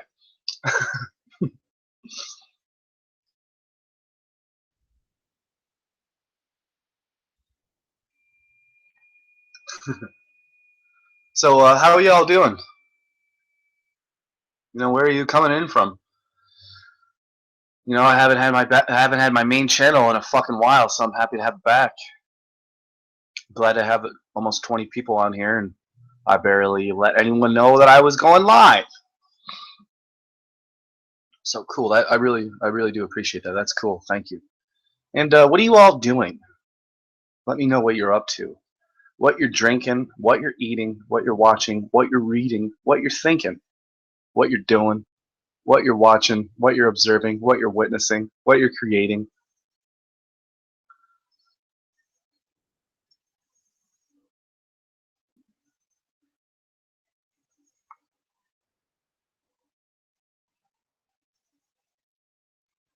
Oh my god, it's nearly midnight and I turn into a pumpkin.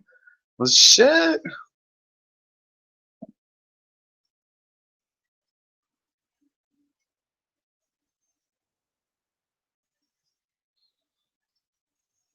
Hmm. How about this?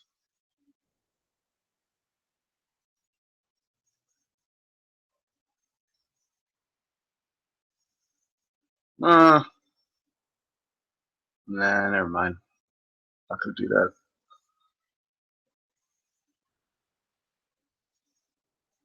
Nope. Cancel.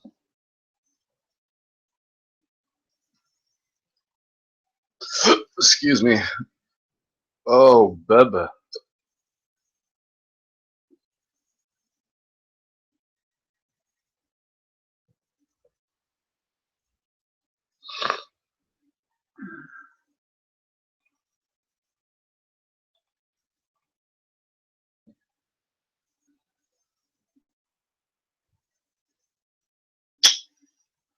Huh.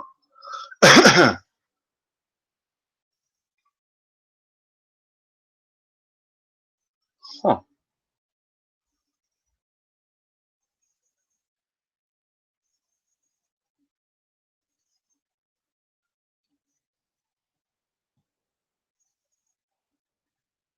Some Jordan Peterson. How do I identify if someone's motives are good?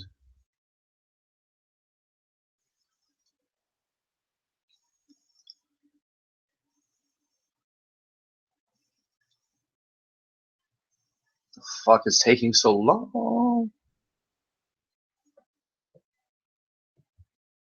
Honestly, my computer is slow. Shit.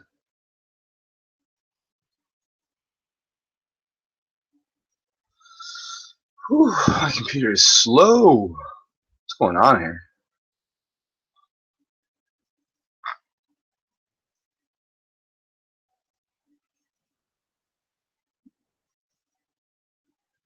There's an old psychoanalytic idea which is really worthwhile. It's like a surgical tool, and I would say if you're going to use it in your own life, because you don't want to do unnecessary surgery.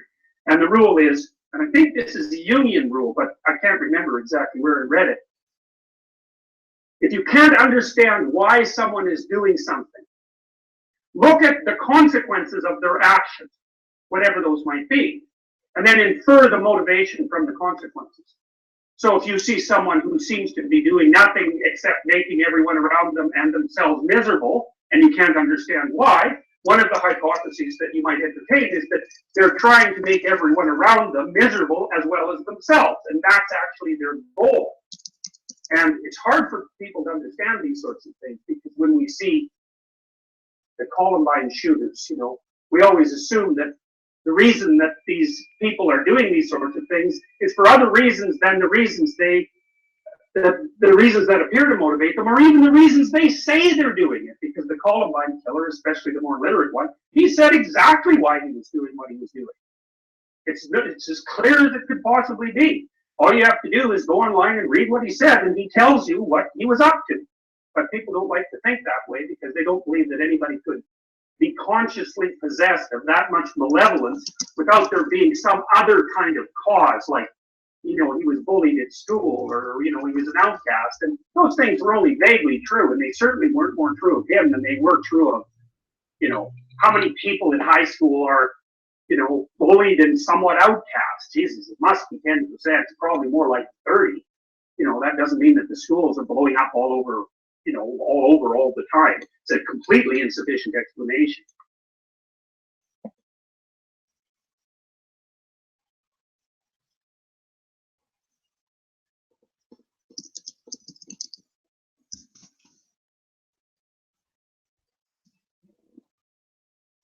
Jung was a tremendously insightful clinician, and he was a strange person, introverted visionary, very, very, very, very, very high in IQ, like off the charts, and also IQ was. I mean, every time I read Jung, it's like reading Nietzsche. It's terrifying because, you know, he's so damn smart that he can think up answers to questions that you don't even.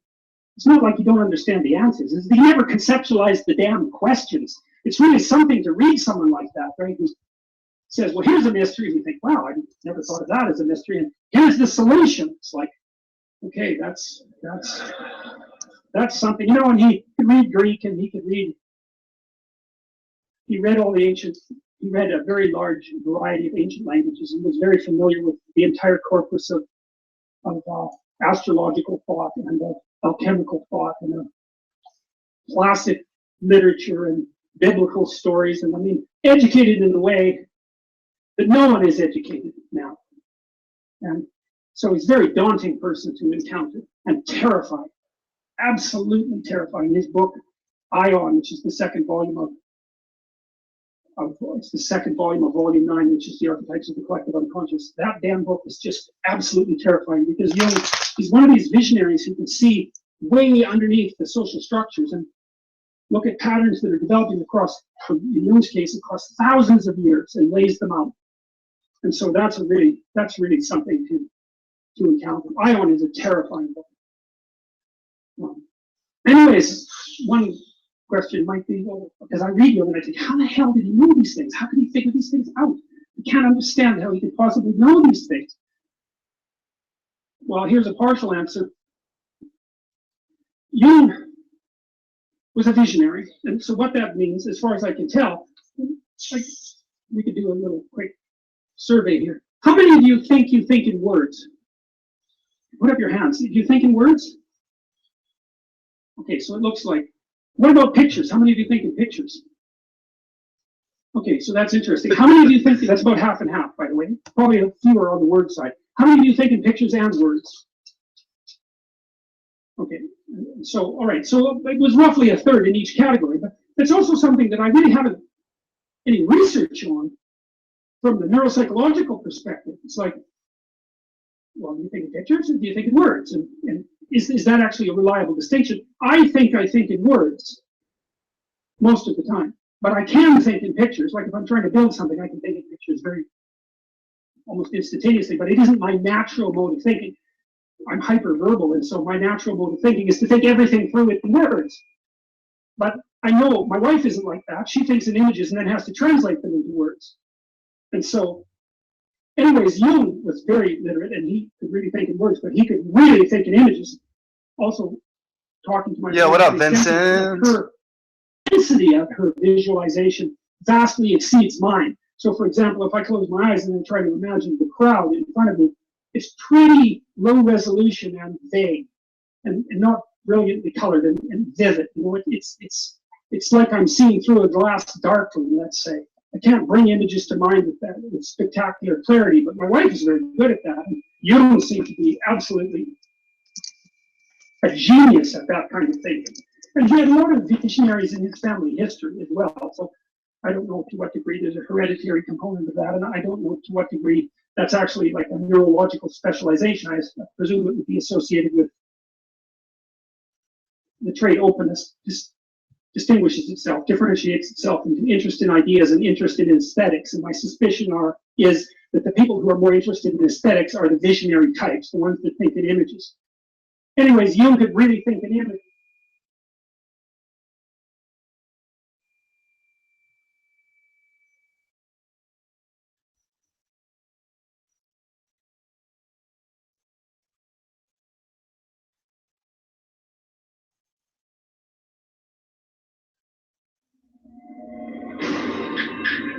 How many sides does a pentagon have? 5. What causes disease? Bacteria. How many letters are in the alphabet? 26. Take your time. Focus on the equation. You're going to be great. I love you so much. What if only the smartest boys and girls got to live here? We are the #1 most educated population in 196 countries. You'll have 2 hours to complete the test. So partly what you're doing by attending to your child constantly is noticing where they are in the construction of this hierarchy, and they start way down here, right? And so that's why you play peekaboo, for example. It's like they can do that, and you can, you interact with them because you can watch. You do a little something, and if they respond, you got some sense that you're at the same level. And kids in playgrounds do that with each other right away. So if you see 2 3-year-olds together, say they're fairly sophisticated for 3-year-olds. What they'll do is they'll start playing a little primitive game with each other, like a dog. You know what a dog does when it wants to play? It kind of goes like that, and that's what kids do, and that's what adults do too. It's a play invitation. It's like, I'm ready, but you're smiling. It's not like I'm ready. And so you can tell the difference between a play, fight, and play, and kids can too. So it's an invitation to play, and so if you're interacting with your little kid, they got that play circuit, man. That thing's in there like when they're from birth, I think, because you can play with a kid right from birth, at least something like peekaboo. And so you're on the same wavelength fundamentally. And then you interact with them and you see if they're following what you're doing. It's what I'm doing when I'm lecturing, more or less. I'm watching you guys. We're more or less in the same shared space, and we want the space to be expanding. Because if it's just staying the same, well, you might as well play whatever you play on your computer. It has to be expanding at the same time. That's optimal. So when you're playing with your kid, you put them on that developmental edge where they're undoing and then rebuilding their little skills.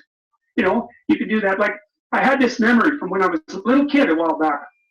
And I remembered I used to go over to these people's house with my father and my mom. And it was way up in northern Alberta. And these people were Russian immigrants, children of Russian immigrants. And they had a farmhouse way out in the country, way out, by the way, where the railroad actually ended. If you walk north from there, you walk until you hit like southern Europe without running into another person. It was way the hell out in the middle of nowhere. And anyways, they had a nice house, like a warm house. They had 3 kids and they were way older than me, but it was a real fun, comfortable place to go. And I used to sit in the living room with my father and his friend. His name was Nick. And Nick was a really playful guy. I really liked him. He was like my surrogate grandfather. And I don't think I was more than about 3.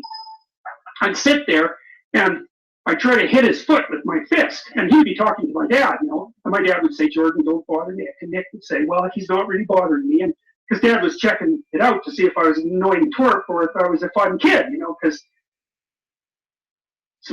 And so I tried to hit his foot and he would move it. And I had this memory a while back and I thought, wow, that was a good memory. And I thought, what is going on there exactly? And I realized, well, he was sharpening me up. It's like I was aiming at something. You're aiming at something. Like you're pointing your eyes at it. You're pointing your whole damn soul at it. You're aiming at something. And you're trying to get your behaviors and your conceptions so that you can attain that aim. That's what people do. We throw rocks at things. We fire arrows at things. We shoot guns at things. We aim at things. Our whole body is that platform for aiming. His feet, and he'd move his feet, but he'd let me hit it one now and then.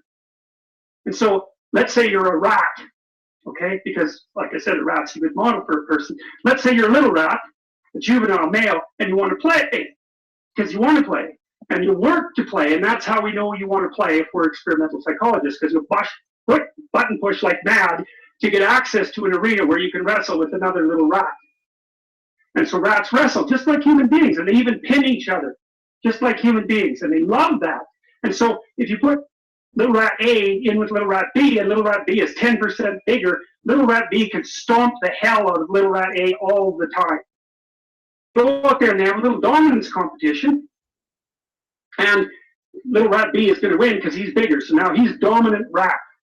So then they play and they wrestle, and little rat A loses. And then next time, they both know that little rat A is the inviter because he's subordinate. So he's the one who has to go up to the big rat and go, you ready? And the big rat then will wrestle. However, if you repeatedly pair them, and the big rat doesn't let the little rat win, at least 30% of the time, the little rat won't invite him to play anymore. And that was Jaak Panksepp who figured that out. And that is mind.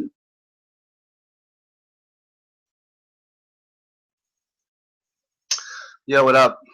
Does anyone have any questions? I think I'm going to shut this down. If not, I don't know. It's cool to be back, to have my main channel back. What's going on, peeps? What are you up to? What's your day looking like? What's on your mind? Do you have any questions?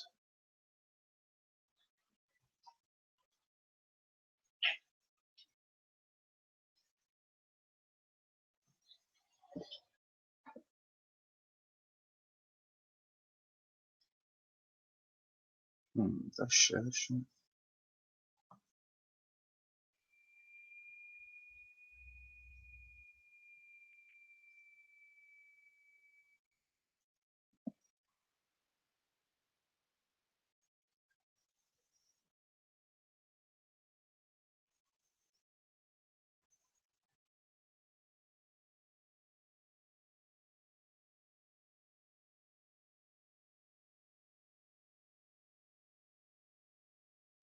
Uh-oh.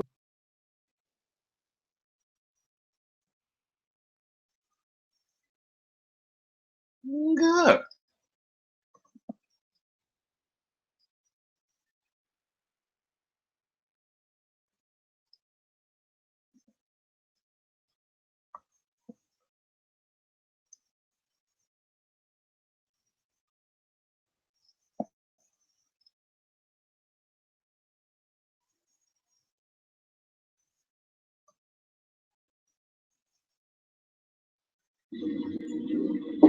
So, past, present, future, you exist. The body changes.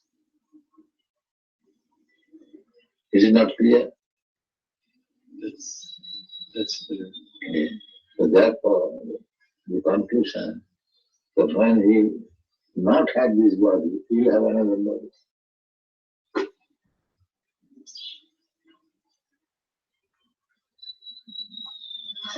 You are sitting here.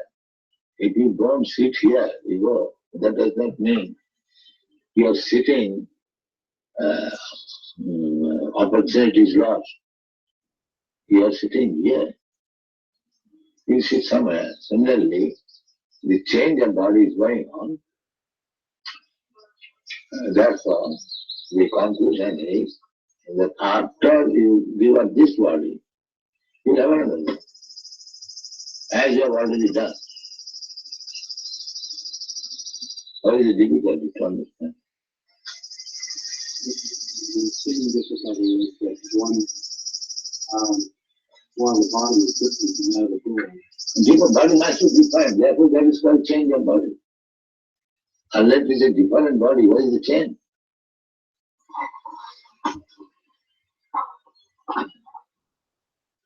The memory is there, the going, and or the spirit is there. The memory, sometimes we may not remember. Just like this child, he may not have memory when he was very small, but you have got memory. When he was a small child, you did something, or something. He was playing with some cats and dogs, but he does not remember that. But you remember it. So, simply because he has forgotten, does that mean that the incidences were not present?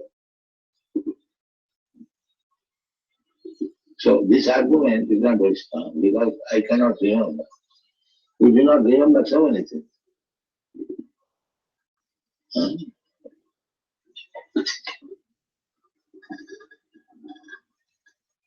But the fact is this, that you are changing from this body to this body to this body. Therefore the conclusion should be that after this body I will accept another body. And that's the fact.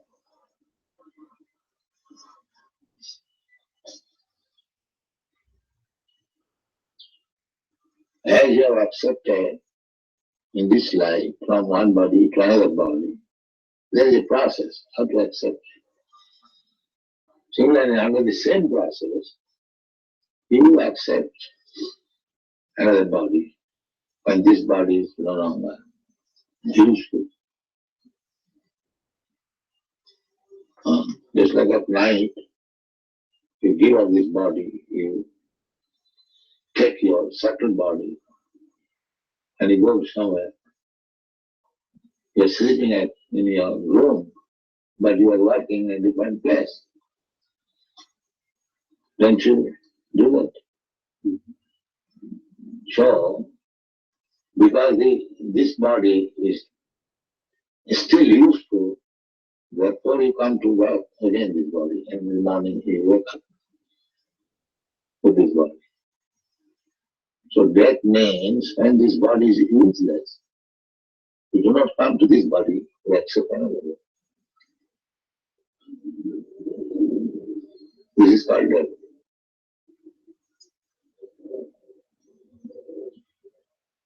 That subtle body takes you from this body to the womb of another mother by nature's direction. That this soul shall get this kind of body. So the soul is entered in the womb of another mother's body. That's so funny. I knew this shit when I was a kid. I knew that. I knew when you die, your soul enters the womb of another mother's body. I knew that shit when I was a kid. It's so funny.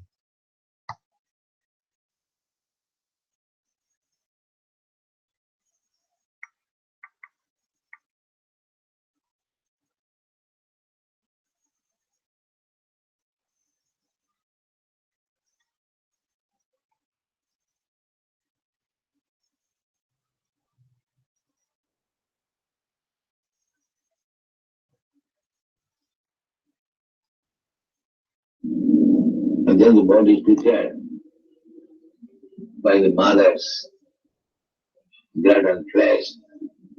And when the body is sufficiently capable of working itself, then it comes again and begins its work.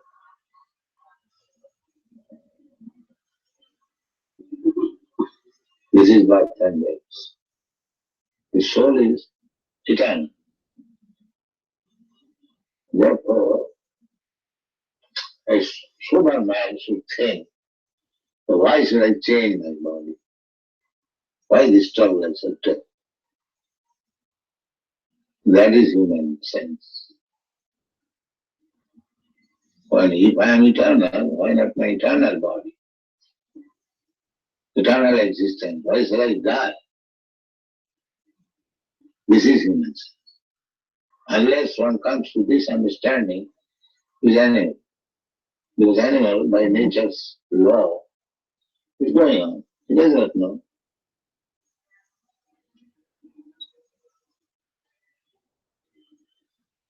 Then a human form of body, when you understand that I'll have to change this body, I'll have to get another body, then the question is, what kind of body I shall get? That is human intelligence. By nature's way, we are getting body, but that is on the selection of the nature according to my work. If I work like animal, I get animal body. If I work as demigod, I get demigod body. If I act as trees, then you get tree body. If you acted like dog, then become dog's body. Nature's body. Therefore you find so many varieties of body.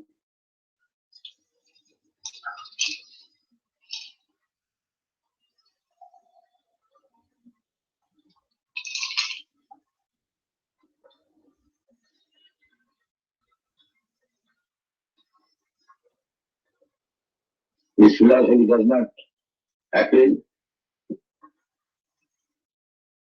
Welcome. Thank you. You founded the Hare Krishna movement some 7 years ago in 1967, did you not? Yes. In a capsule, what is the movement? Movement is to have God consciousness of the human being. The human being is distinguished from the animals, that the animals cannot understand what is God. Mhm. And if the human being also does not understand what is God, then he's animal. I see. And so your movement is to bring about an understanding of God Yeah. among human beings. Yeah. And Hare Krishna means what? Hare, God damn it.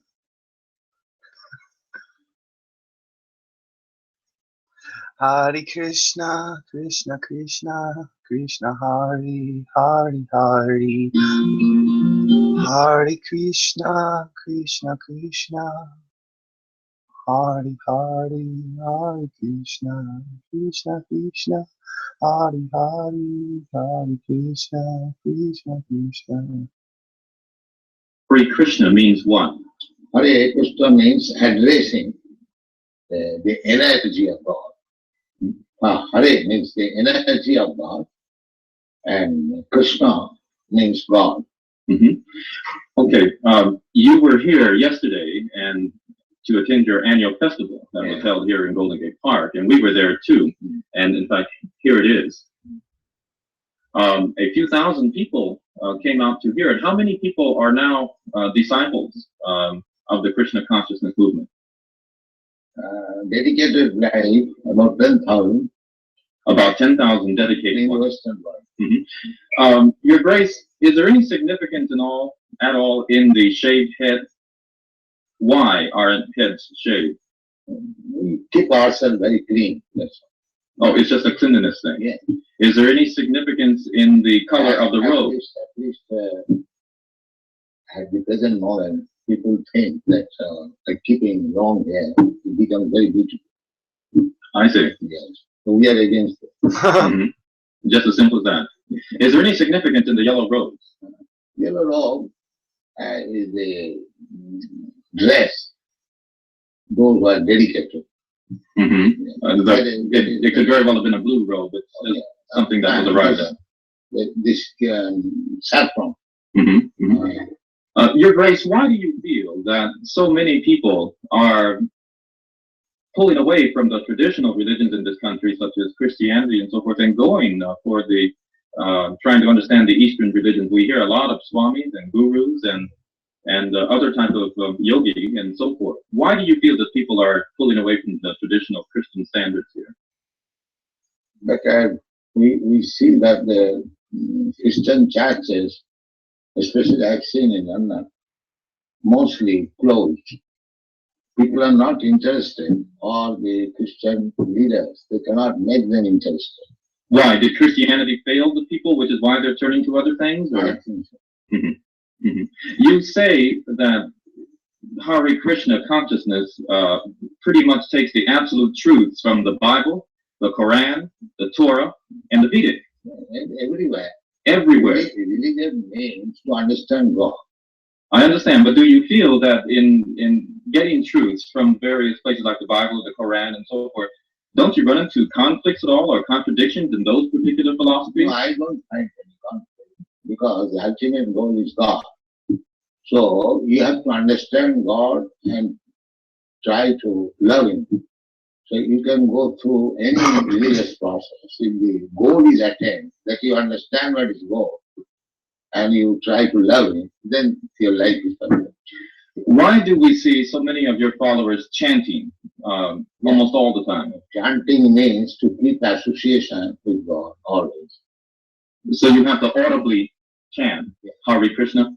This is transcendental vibration.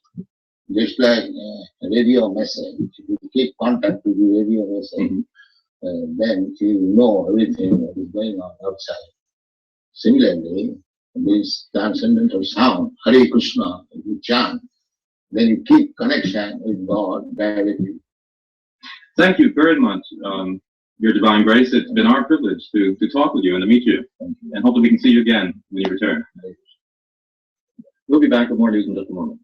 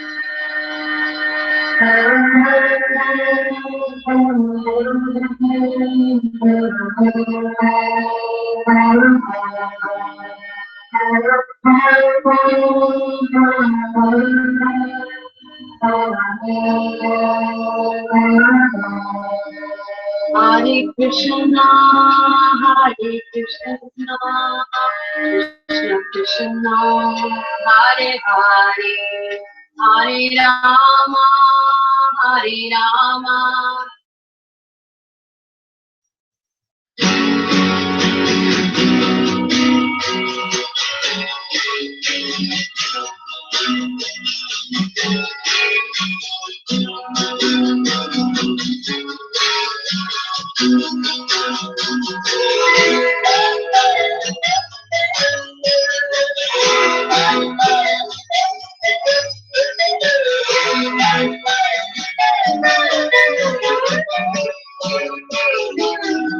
I see Lord,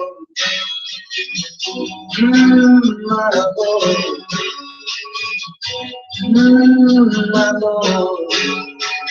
I really want to see you, really want to feel you, really want to see you, Lord. It takes so long now. Ah, sweet Lord, my Lord, my Lord.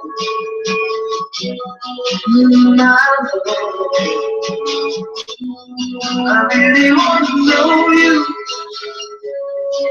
really want to go with you, really want to show you.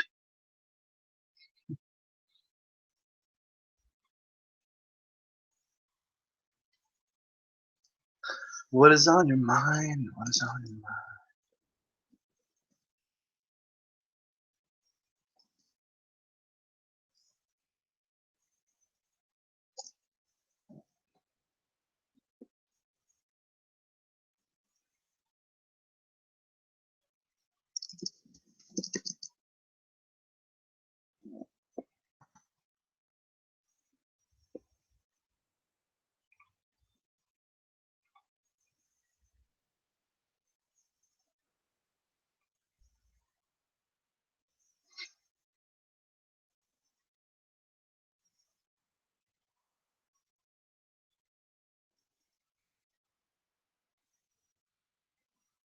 Who are they? They've come here to see me. When I was schizophrenic, if this is what we're talking about, my feeling about it was, and maybe this is, if not true, a delusion worth playing with, is I thought, aha, what we call mental illness, what we call schizophrenia, and what we look into the body or the mind or the personal history or the dream state to try and understand and possibly cure, it's not like that at all. It isn't if you're the person who's nuts, it isn't your problem. It's something that's happened to you. Not more fundamentally than catching the flu. It's happened to step in some cosmic doo-doo, and now it's on the bottom of your shoe, and everybody's pointing at you and backing up, but it isn't your fault. It was just happened to be in your path. It's a kind of, it's a horrible piece of luck, unless you can turn it to your own advantage. And what that means, I think, is obviously integrating it. Well, then how do you integrate these things? I think it has to do, again, a lot with where you start from. Just speaking from my own personal experience, what saved me was my cynicism, that I didn't believe in anything, never had, had always thought believing in things was a bad idea. So then when this whole cosmos of beliefs was handed to me on a platter, I just simply said, maybe, I'll act it out, but I won't believe it. And I think that had I been a good Catholic, a good Buddhist, a good something else, then I would have been lost, because I would have traded whatever it was I believed for the new set of beliefs. As it was, I just said, what's this? Beliefs. I don't do that. But I played with it, and somehow the playing with it was able to depotentiate it. I had a conversation with someone very recently who, by ordinary standards, I think would have to be considered nutty as a fruitcake. And, they could hardly speak of their condition without being swept by an emotion that was so intense that it reduced them to tears, And I said, if you're going to be this nuts, you should enjoy it more. It's too, and they said, I am enjoying it. And I said, well, I'm not enjoying it because you're just projecting such an emotional intensity that it makes me very nervous. Generally, I speak then for the same general masses about that. What makes it hard for the person who's going through this is that it's so hard for other people. I mean, it's freaky to be around somebody who's crazy. Enjoy it more. So intense that it reduced them to their condition without being swept by an emotion that was so intense that it reduced them to tears, And I said, if you're going to be this nuts, you should enjoy it more. It's too, and they said, I am enjoying it. And I said, well, I'm not enjoying it because you're just projecting such an emotional intensity that it makes me very nervous. And I think I speak then for the same general masses about that. What makes it hard for the person who's going through this is that it's so hard for other people. I mean, it's freaky to be around somebody who's crazy.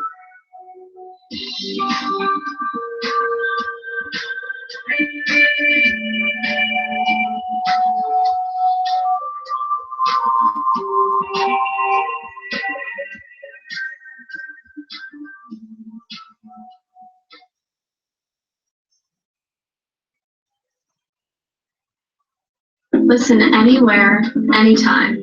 All your music, no interruptions. YouTube Red. I was in London a few weeks ago and at a party, and I was the guest of honor, and they brought out last year's Welsh mushrooms and made a big tea for everybody. And the hostess said, it's just almost like a gesture. I mean, there are so many of us and so few mushrooms, but we'll each just get a little bit. Well, so I was first out of the chute, and I was. I don't know whether it all pooled on the top in one place or what was going on, but I just sat down on the ground, and this guy who said, some person of great reputation who said he'd wanted to meet me for years and years, was sitting in front of me trying to get to know me. And finally he said, you're flaming, aren't you? And I said, yes, I can't carry on this conversation. I just have to hold on to the grass. Well, I don't know what all this means. I don't want to become afraid of it, and I blame myself. I don't think the thing has a negative edge unless you somehow come out of jiggle with it. And I don't know whether that means, what does it mean if it becomes harder and harder to take these things? Does it mean you're getting out of balance? Does it mean you're just getting older? Where should the blame be put? And then what can you do about it? The only thing I found to do about it is stop running and turn and face it. But each time I do that, it seems to require the very limit of my courage. And I don't know how long one's courage lasts. Oh.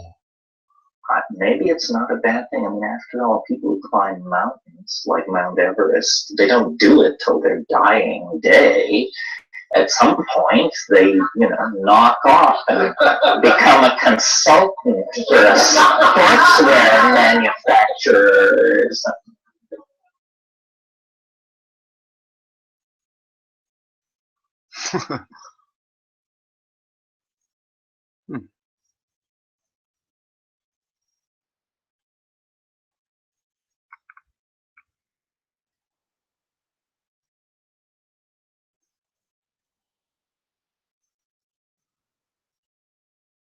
My name is Saporero.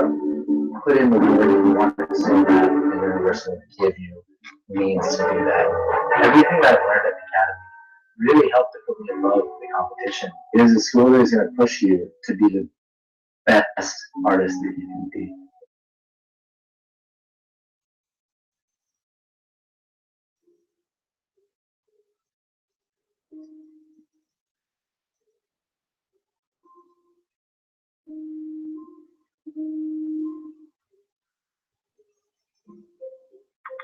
You must understand the idea of the world as being in flux.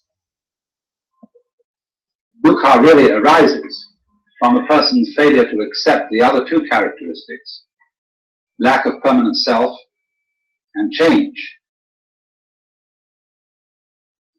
The feeling that we have of an enduring organism, I meet you today and I see you, and then tomorrow I meet you again and you look pretty much as you looked yesterday, and so I consider that you're the same person, but you aren't. Not really. When I watch a whirlpool in the street, here's the stream flowing along, and there's always a whirlpool like the one at Niagara.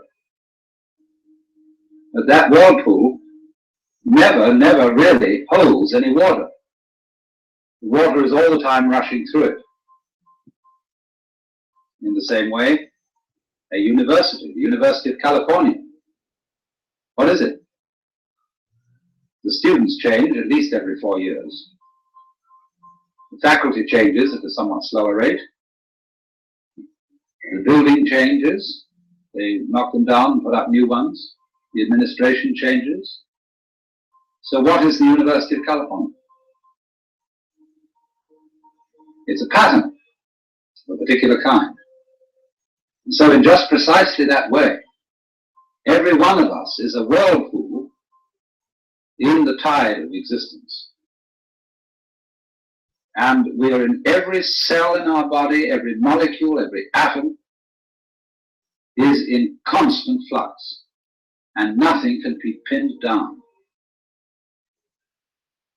From one point of view, change is just too bad. Everything flows away.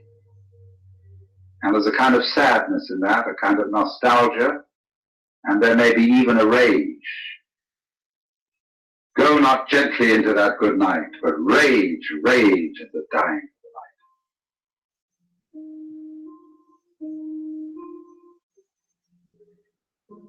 light. This is the nature of change.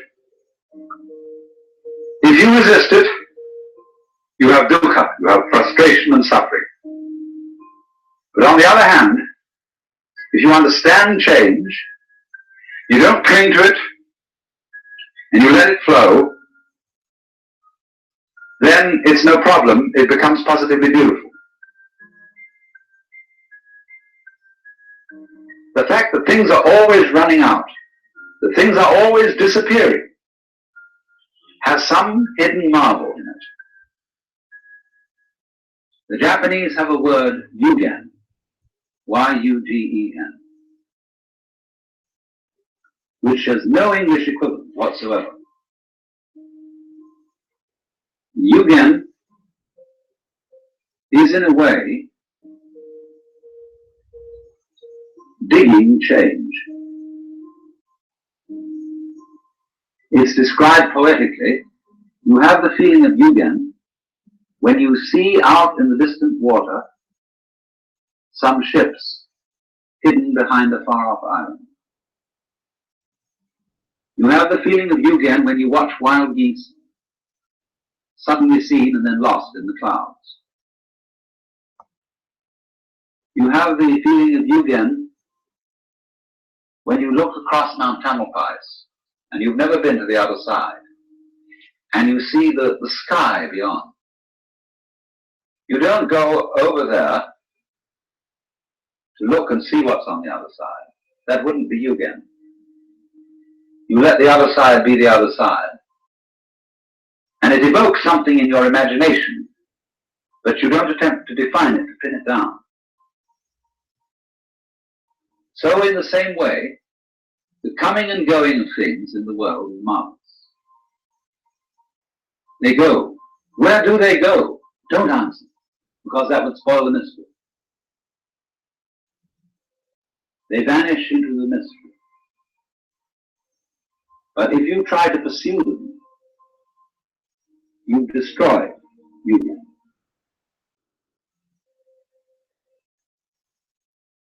Like I remember when I was almost a child in the Pyrenees, in the southwest of France, we went way up in this gorgeous silence of the mountain. But in the distance we could hear the bells on the cows clanking. And somehow those tiny sounds brought out the silence. And so in the same way, slight permanences bring out change. And they give you this very strange sense. Life is life, you see, because, just because it's always disappeared. Supposing suddenly, by some kind of diabolical magic, I could say zit, and every one of you would stay the same age forever. You'd be like Madame Tussauds waxworks. You'd be awful. In 1,000 years from now, what beautiful hags you would be.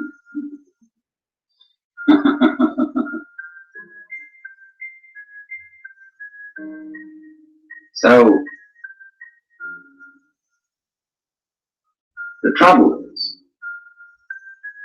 that we have one-sided minds. And we notice the wave of life when it is at its peak or crest.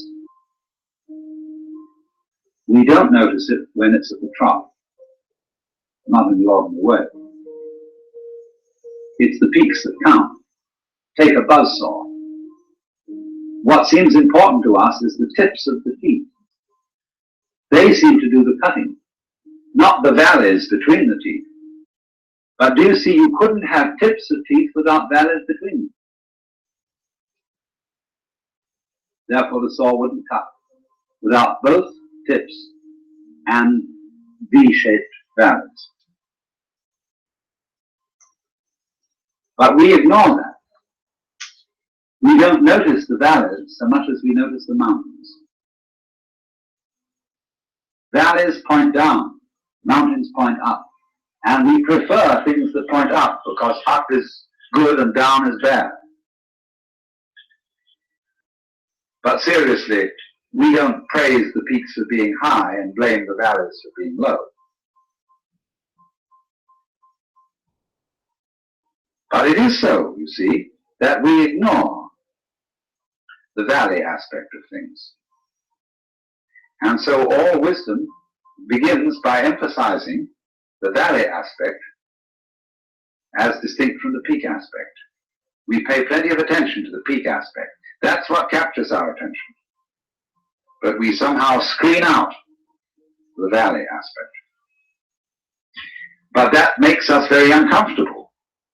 It seems that we want and get pleasure from looking at the peaks, but actually this denies our pleasure, because secretly we know that every peak is followed by a valley, the valley of the shadow of death.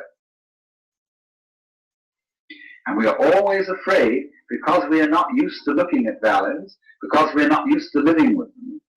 They represent to us a strange and threatening unknown. Maybe we are afraid the principle of the valley will conquer, and the peaks will be overwhelmed. Maybe death is stronger than life, because life always seems to require an effort. Death is something into which you slide effortlessly. Maybe nothing will overcome something in the end. Wouldn't that be awful? And so we resist change, ignorant of the fact that change is life, and that nothing is invariably the obverse face of something.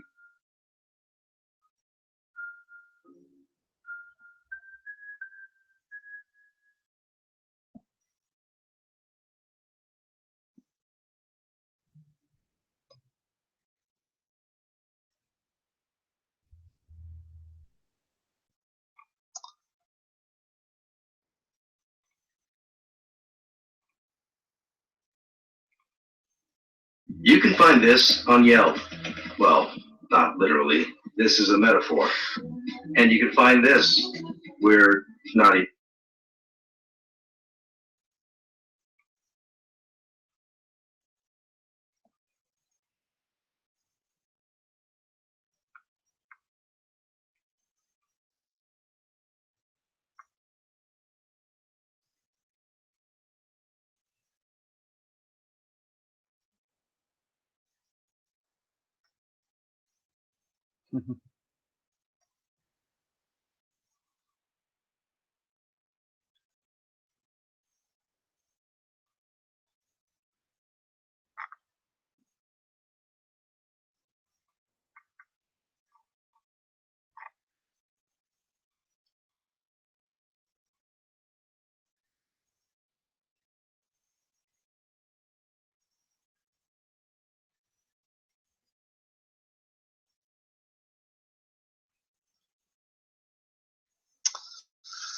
All right.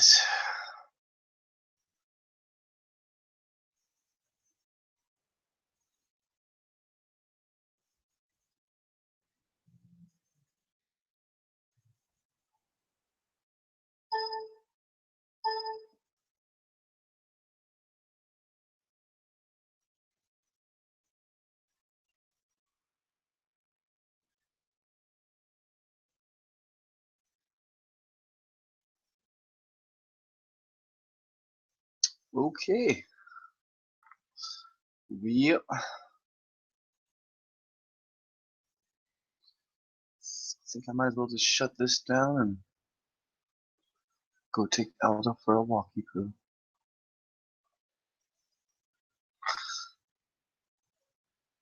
Alright.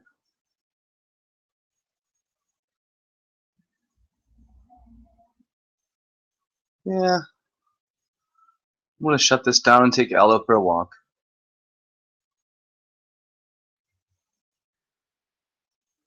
So thanks for staying here. Not many left over, but thanks for staying here.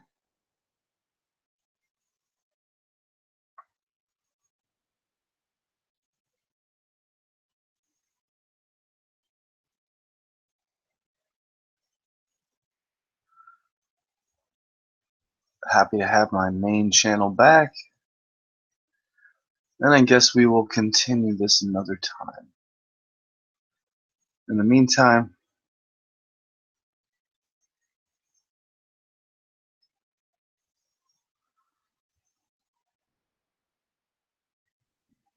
I'm out of here.